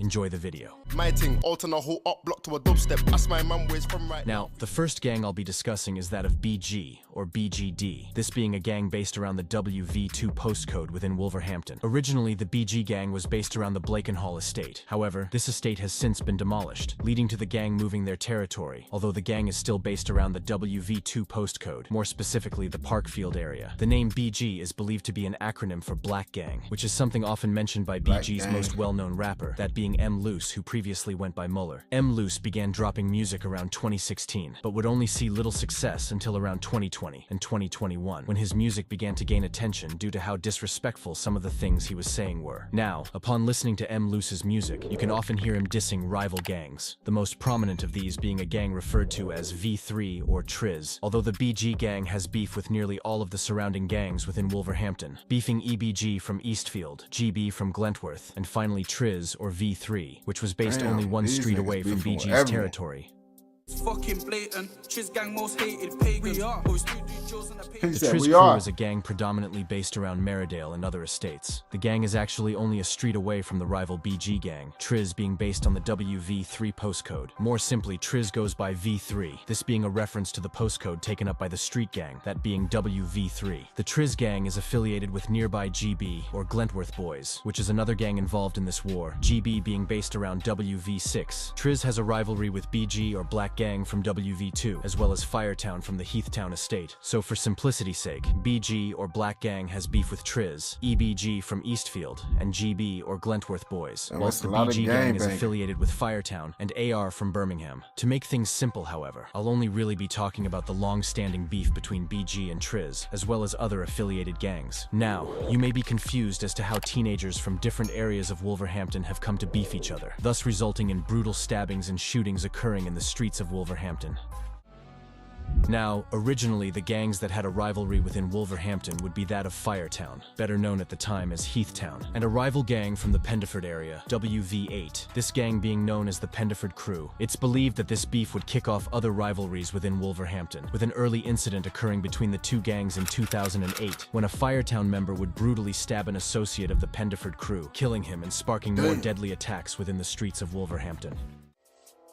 On the 24th of August 2008, an alleged associate of the Pendeford Crew, known as Marlon Morris, would travel from Pendeford to Wolverhampton city centre for a night out with friends. It's believed he was with another Pendeford Crew member who was known under the street name Shredder. Shredder actually made news headlines.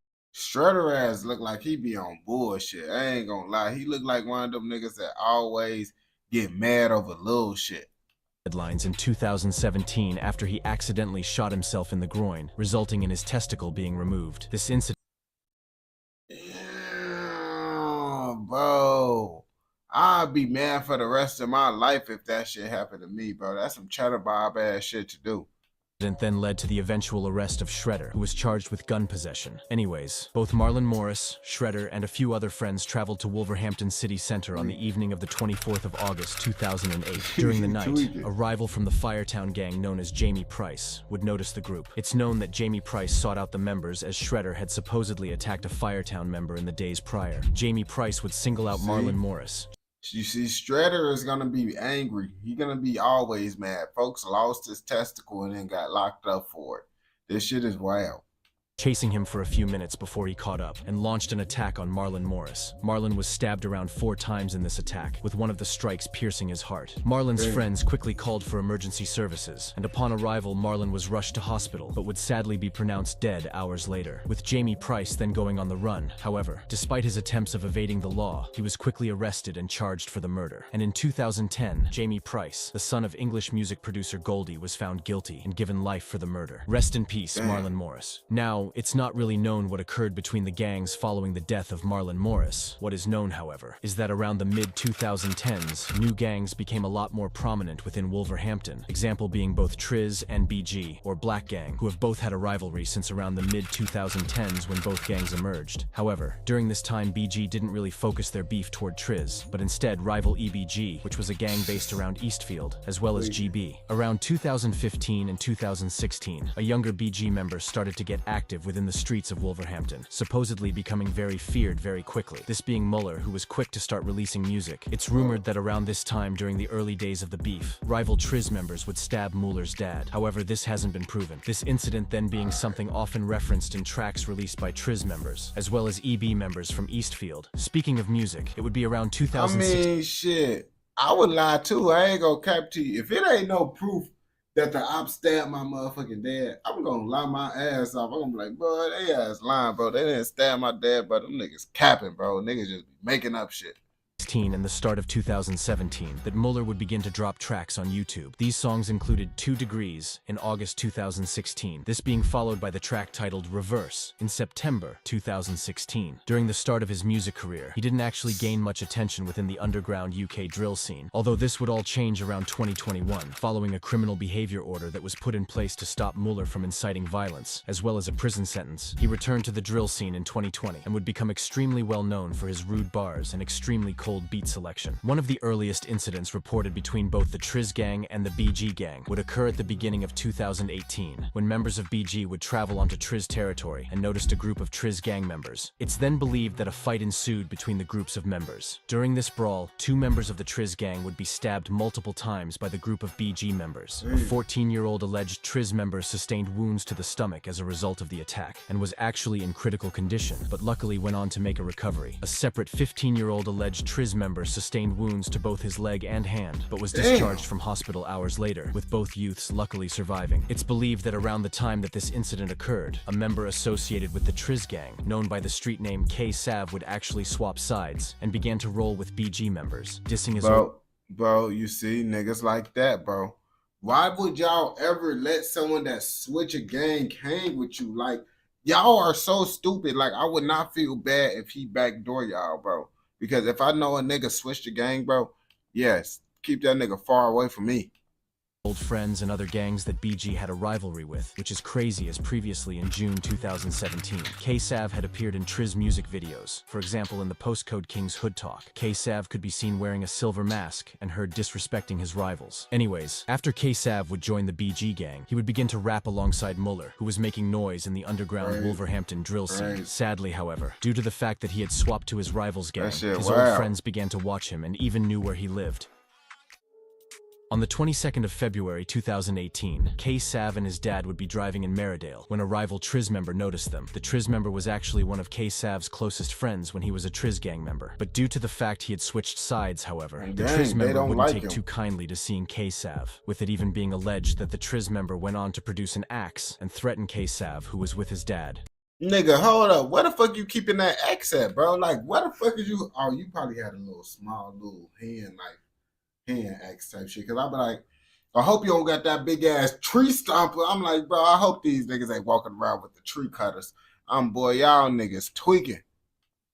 Luckily, K-Sav made it out of this situation unharmed. However, sadly, only months later, on the 29th of May 2018, he would fall victim to a brutal attack carried out by that same Triz gang member, who he had got into a confrontation with whilst he was with his dad. On the 29th of May 2018, at around 3 p.m., a brawl between both BG members and Triz members broke out in Wolverhampton city centre. This entire incident was recorded by a shocked bystander and saw members involved retrieving machetes and chasing one another. This incident subsequently resulting in and get-back attacks occurring that seemingly led to the death of K-Sav. Around 2 hours following this incident, K-Sav was walking down a road in BG territory when two rival Triz members approached him. K-Sav began to run with the Triz members, then allegedly firing a I ain't gonna cap to you, bro. They really want to get this nigga. I want to get this nigga too, bro. Like, out of all the ops, that's the op I want to get the most. Cause it's like, nigga, bro, you a hoe ass nigga, bro. We used to fuck with you, especially if you really fuck with the nigga and then he flipped.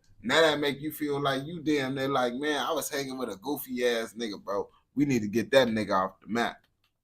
shotgun off in his direction. Luckily, K-Sav managed to get away from the armed attackers, although sadly later that day he would be attacked once again in a shocking and brutal attack. A few hours later, 15-year-old K-Sav would be walking down Langley Road in Mary Hill, which was Triz territory. Anyways, 4 rival Triz members noticed K-Sav, who was sitting in a taxi. A vicious attack was then launched on K-Sav, in which he was dragged out of the taxi and was stabbed around 40 times by his old friends. The attackers quickly fled with police arriving on the scene. Nigga, you thought it was sweet. This nigga thought it was sweet. This nigga wanna flip gags, and then you wanna go be up in the area that you just flipped from. Oh yeah, something was bound to happen to that nigga. Let's be real. Moments later, sadly, K-Sav was pronounced dead on the scene, with a murder investigation being launched. Around 9 people were arrested in the weeks following K-Sav's death. However, they would later be released under investigation, and in 2019, 3 men went on to be arrested for K-Sav's murder, with one of them being K-Sav's old friend from the Triz gang. A year following the arrests of the 3 Triz members, another man was arrested, and in the end, 3 of the gang members were given life with a minimum of 18 years, whilst the final man was given... If you think about it, bro, it's really K-Sav's fault. Because how the fuck you flip sides to the wrong gang? You flip sides and you end up getting killed by your old gang. That means you flip to the wrong side, nigga. You should have stayed where you was at. In 17 years. Rest in peace, Keelan Wilson, or K-Sav. Following the death of K-Sav, rivals to the BG gang began to heavily mock the incident within songs. In a track released in 2018 by an EB member known as E9 and Maysky from Moscow 17, they would diss K-Sav, in which they rapped, "K-Sav got slapped at and splashed up in the same day. He was destined death." E9 then also referenced the stabbing of Muller's dad. Muller would actually hear this diss towards K-Sav and replied in his own song, in which he rapped, "About EB to Moscow, oh." Claps showed Maysky the WAP. He went all quiet, he weren't involved. If anything, this just showed that the beef had escalated from the streets and was now being documented within rude UK drill songs uploaded by members on each side. Sadly, however, only a few months following the death of K-Sav, GB members allied with Triz would ride out onto rival Park Village territory, home to the 10 Side gang, which was allied with EB, and went on to commit a shooting, killing a man. On the 20th of July 2018, 4 members alleged to be from the GB gang armed themselves with guns and used a stolen vehicle, in which they drove from their block onto rival Park Village territory, home to the PV-10 Side gang. The 4 GB members noticed Dwayne Houghton, who was sitting in the passenger seat of a car whilst his cousin was driving. The car driven by the GB members pulled up alongside the passenger window and began firing into the car. Dwayne Houghton sustained wounds to his head and shoulders as a result of the shooting and was rushed to hospital by his cousin. Sadly, however, during the early hours of the next morning, Dwayne was pronounced dead in hospital, with a murder investigation being launched. All 4 of the attackers were arrested and charged for Dwayne's murder. The 4 members were found guilty and given life in prison, 2 members being given 28 years, whilst the other 2 were given 15 years. The 4 defendants were further charged and found guilty of possession of a firearm. Damn, why the other nigga get longer? He must have been a gunman or some shit. And ammunition with intent to endanger life. It's believed that whilst the trial was taking place, 2 of the defendants were given a further 4 years as they were connected to a deadly stabbing that occurred in the months before. Rest in peace, Dwayne Houghton. It's rumored that following the killing of Dwayne, Park Village gang members were seeking retaliation, and in May 2019 they rode out onto GB territory, shooting a 16-year-old member in the head. This 16-year-old went by the street name S.A. The shooters fled quickly, and S.A. was rushed to hospital, luckily making a recovery. The teenage shooters were arrested shortly after the shooting, although I couldn't find if they were sentenced or not. In the months following Dwayne Houghton's death, the underground UK drill music scene in Wolverhampton was actually gaining attention. Muller from BG was the most prominent of Wolverhampton rappers around this time, dropping the song Do It in November 2018. This currently sitting on around 130,000 views. However, he wouldn't stop there, and around a month later, Muller dropped the highly disrespectful track titled Return to Sender with Boogs. This song featuring multiple disses toward Triz, and whilst it looked as if Muller could make a name for himself in the UK drill scene, he was still knee-deep in the gang life, with a video from the time even emerging showing Muller chasing a rival EB member, this being an incident he later rapped about. In 2019, however, he ended up serving time for a crime he would commit, and would be forced to quit music as a result of this. On the 15th of February 2019, Muller from BG and a Firetown member known as Shanky would ride out onto Rivals with two knives, one being a foot-long machete. Police noticed the car and stopped it in the Heathtown area of Wolverhampton. Muller was arrested on the scene whilst Shanky ran from the car. Later, Shanky was arrested. Both members were found guilty of possessing a bladed article. Muller was sentenced to 15 months, plus an additional 3 months for breach. Alright, that's not that bad. Because I was gonna say, I hope these niggas, but that still is a year for over a year.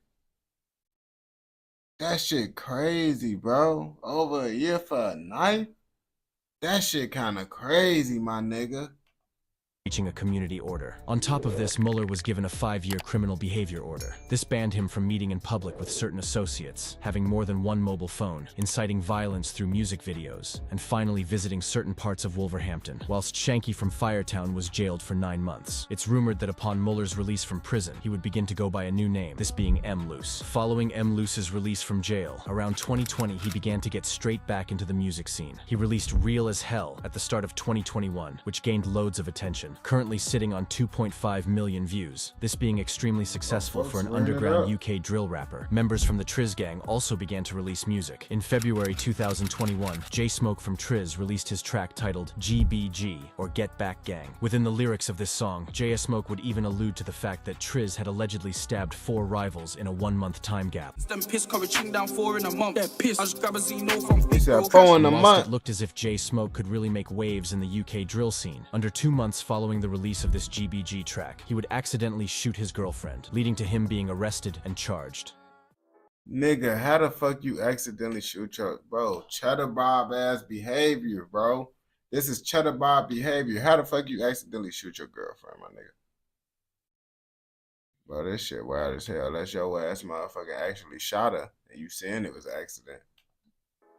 On the 2nd of April 2021, J Smoke from the Triz Gang would have a shotgun delivered to his mother's home by an unknown 17-year-old. J Smoke would supposedly take the shotgun inside, whilst his girlfriend was also inside, and would begin to test it and play with it. J Smoke then took a hammer and hit the shotgun, which caused it to shoot. J Smoke's girlfriend was shot in the stomach by the shotgun. J Smoke then fled.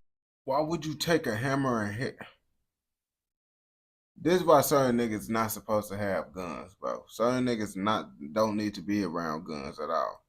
At the scene, leaving his girlfriend to call for emergency services, where she was rushed to hospital with a collapsed lung. Originally, she was in critical condition. However, she luckily survived the attack, going on to make a recovery. It's believed J Smoke then gave a 17-year-old the evidence and ordered him to dispose of it. However, J Smoke was then arrested and charged for the shooting, and in the end, he was found guilty and sentenced to 10 years for the shooting. This entire incident was later referenced in M. Loose's most recent song, Wow, in which he rapped, "Let me see one thing as well. Don't make no freestyles in jail if the only person you shot is your girl." When you yeah, you set yourself up for that one, nigga.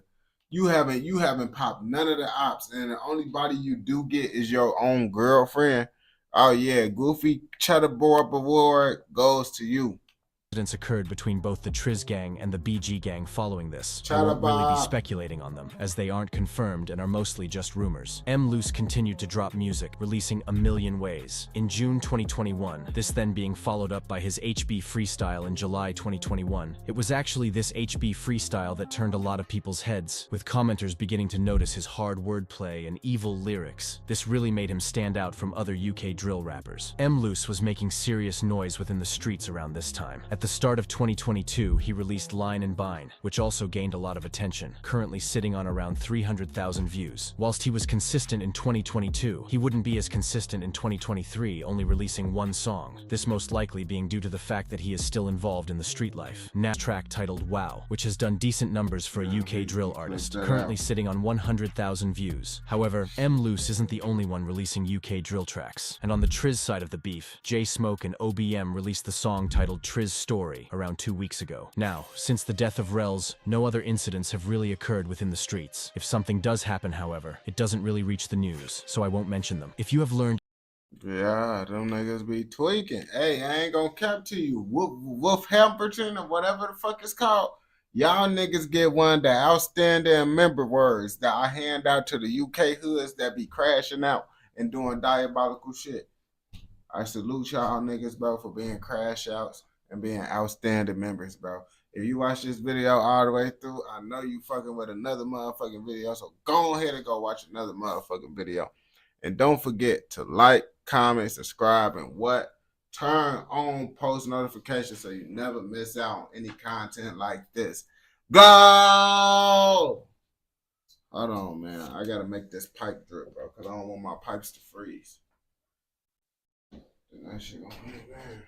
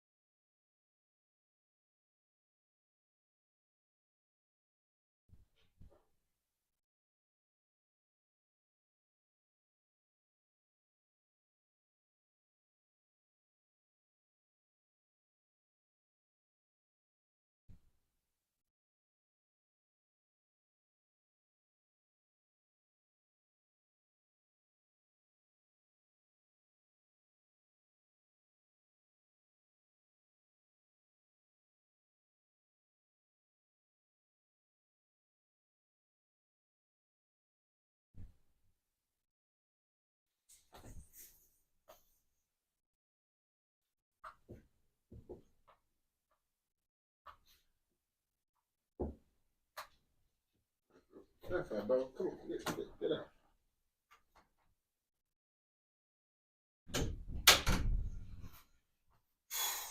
Man, having to be an adult, man, this shit, man, be having to do all this shit, man. Should be crazy.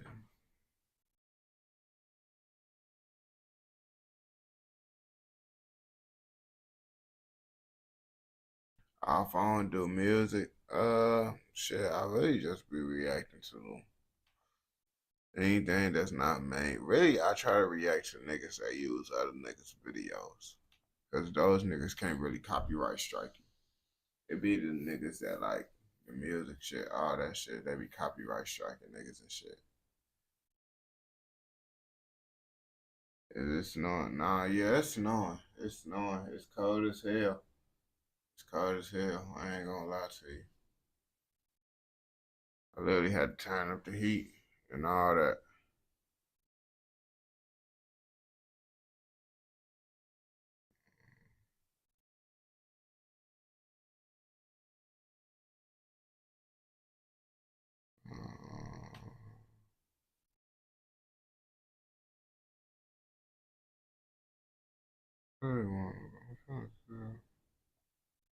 This is PJ Glizzy, man.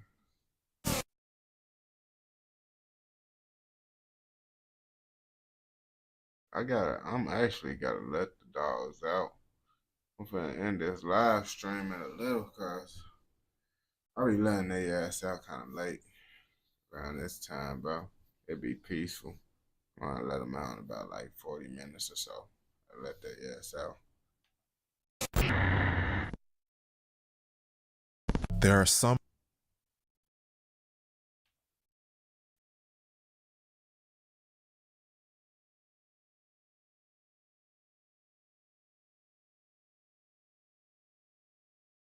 Everybody think K-Flock is the only gangster in New York. I'm pretty sure no one don't think that shit. I'm pretty sure they know it's lots of other gangsters than K-Flock. But do y'all know about PJ Glizzy? They said he's a motherfucking gangster. One of the most feared motherfuckers in the Bronx. Why he one of the most feared motherfuckers in the Bronx?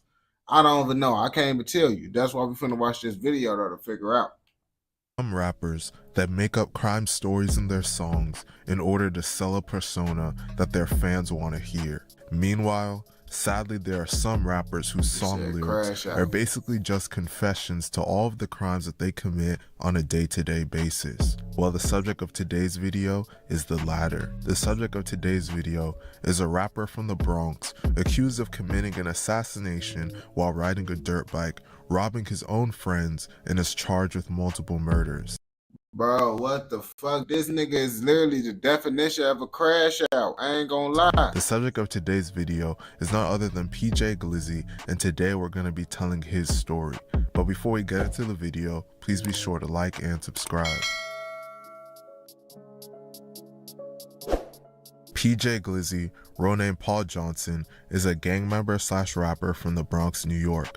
More specifically, his name is literally his initials on gang. Because I was trying to figure out, like, why his name motherfucking PJ? That's his name. Okay, that's just, alright. A hood called Cortlandt Ave. Cortlandt is one of the most dangerous hoods in the Bronx and has been notorious for drug and gang activity since the 1980s. PJ is a member of a gang called the OGs, standing for Original Goons. The OGs are one of the most hated groups in the Bronx and beef with various factions throughout the Bronx and Harlem. They beef with the YGs, Drilly Gang, DOA, 2 Wu, and the OY. They actually used to be allied with the OY, who reside in Harlem, but they recently started beefing with each other. PJ has been in the streets since a young age and is known for acting wild. When he was just 16 years old, he caught his first murder charge. A fellow OGs member and rapper by the name of Shaw EK stated in an interview that PJ was charged with the murder because the suspect had the same first name and last name as him and was wearing the same chain that PJ. Oh, so he didn't motherfucking do it, bro. It was a misidentity. You motherfucking saying it like, oh yeah, he caught that body. The mistaken identity, that's just some fucked up shit that can happen to anyone. But it don't happen a lot, but if it do happen, man, it's fucked up. He normally wears. Despite being just 16 years old at the time, PJ was sent to Rikers Island. Rikers is considered one of the worst and most violent jails in America. PJ was locked up there for just 2 weeks before being released after his charges were dropped. PJ won a lawsuit related to this incident and used the money to fund him and Shaw EK's new rap career. Despite starting to rap and building popularity, PJ was still running around in the streets and causing havoc. A New York interviewer by the name of PP Films said in one of his interviews that he frequently hears how people are scared of PJ. Okay. So he was mad at you picking and choosing, you just scared of PJ? Yeah. I mean, a lot of people talk about PJ as a scary person to me. Like, you scared of PJ, but you're not trying to walk like you weird, bro. Yeah. Well, as you learn more about PJ, it's not hard to see why some people feared him. He was known for running up on people in the streets and even backstab someone around him, robbing them for everything they had. Damn. You can't trust no backdoor ass nigga. PJ and Shaw EK used to hang around a DOA member and rapper named Nas EBK. DOA and the OGs are in a serious beef now, but at the time, it wasn't that serious. Nas EBK said in an interview that he considered PJ and Shaw his friends at the time, but Shaw said in an interview that they were never cool with Nas and they were just using him for weed. Nas would allegedly supply. You see, this why you can't be fucking with niggas, bro. That's why you guys need to stay by yourself, bro, because you motherfucker think a motherfucker fucking with you and that motherfucker just using you and shit. But you can low-key tell when a motherfucker using you if you really pay attention. You can tell if a motherfucker using you. I ain't gonna lie to you.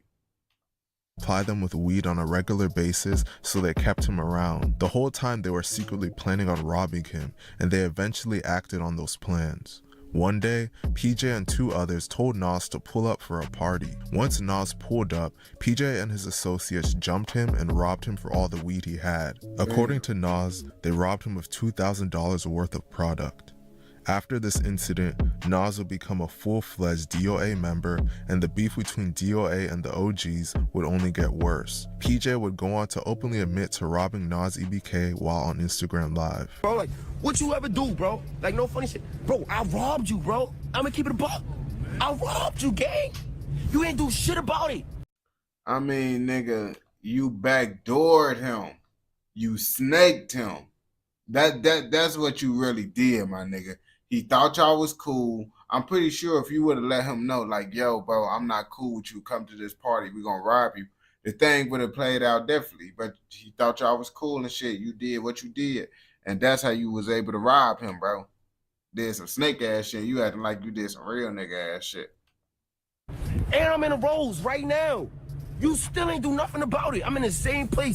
But I mean, still ain't doing nothing about it. That's some crazy work. I ain't gonna lie to you. Like, if you saying that gangster shit, saying all that rah-rah shit, you gotta do something about it, or am I wrong?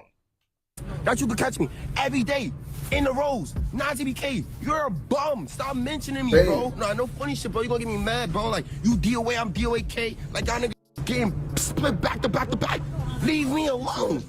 As PJ's life in the streets continued, he would go on to allegedly commit back-to-back murders. Back to back.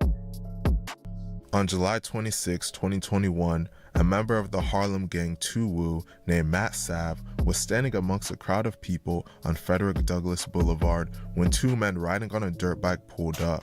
The person riding on the back of the dirt bike pulled out a gun and started shooting in Matt's direction. Matt Sav, real name Matthew Sumter, got shot in the stomach and was rushed to the hospital.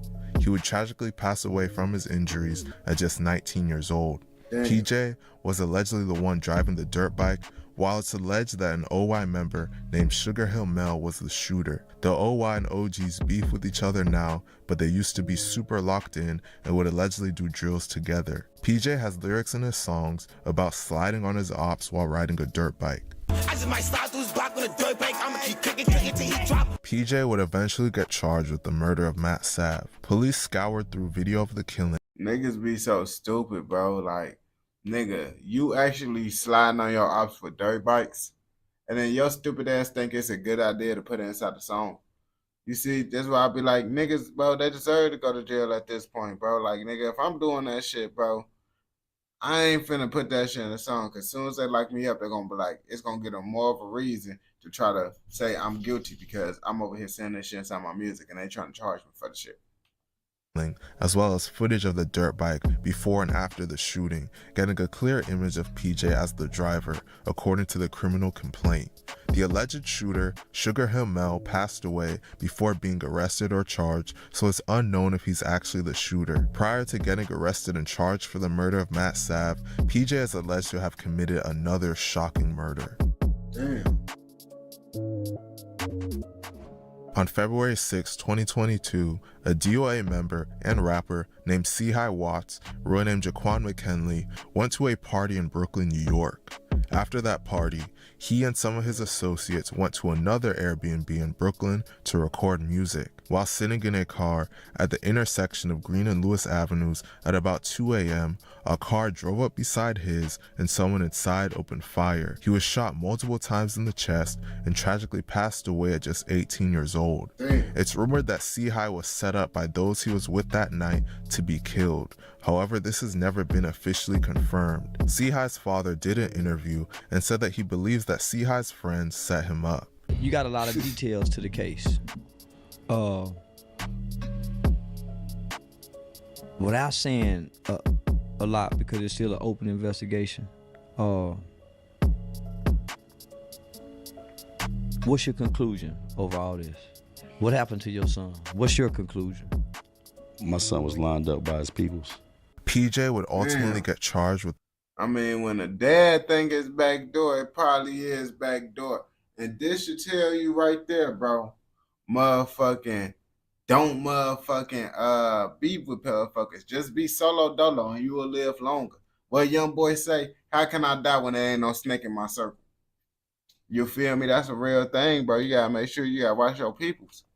The murder of C-High. PJ was officially arrested and charged with the murder of Matt Sav on March 14, 2022. While sitting in jail for over 2 years fighting his case, PJ would get officially charged with the murder of C-High on December 19, 2024.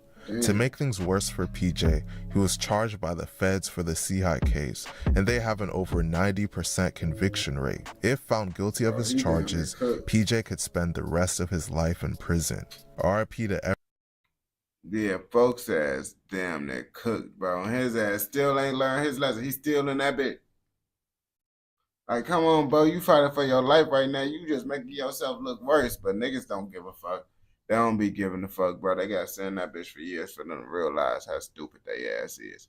But if you watch this shit all the way through, I know your ass fucking with another motherfucking video. So go ahead and go watch another motherfucking video. And don't forget to like, comment, subscribe, and what? Turn on post notifications so you never miss out on any content like this. Go! Okay, damn, I did 3 hours already, bro. Alright, what I'm finna do, bro, I'm finna go let out my dogs, bro. And if I don't fall asleep, I'm gonna hop back on live, bro. But I gotta let out the dogs real fast, bro. Because they waiting on me and shit. And it's cold as hell, bro, so I gotta get this shit out the way. But I appreciate everyone that tuned into the live stream, bro. Y'all the real ghosts. I ain't gonna lie to you, man. Love y'all niggas, man. And y'all know if I don't hop back on later, I'm gonna hop on, later. You feel me? Appreciate everyone that tuned in, man.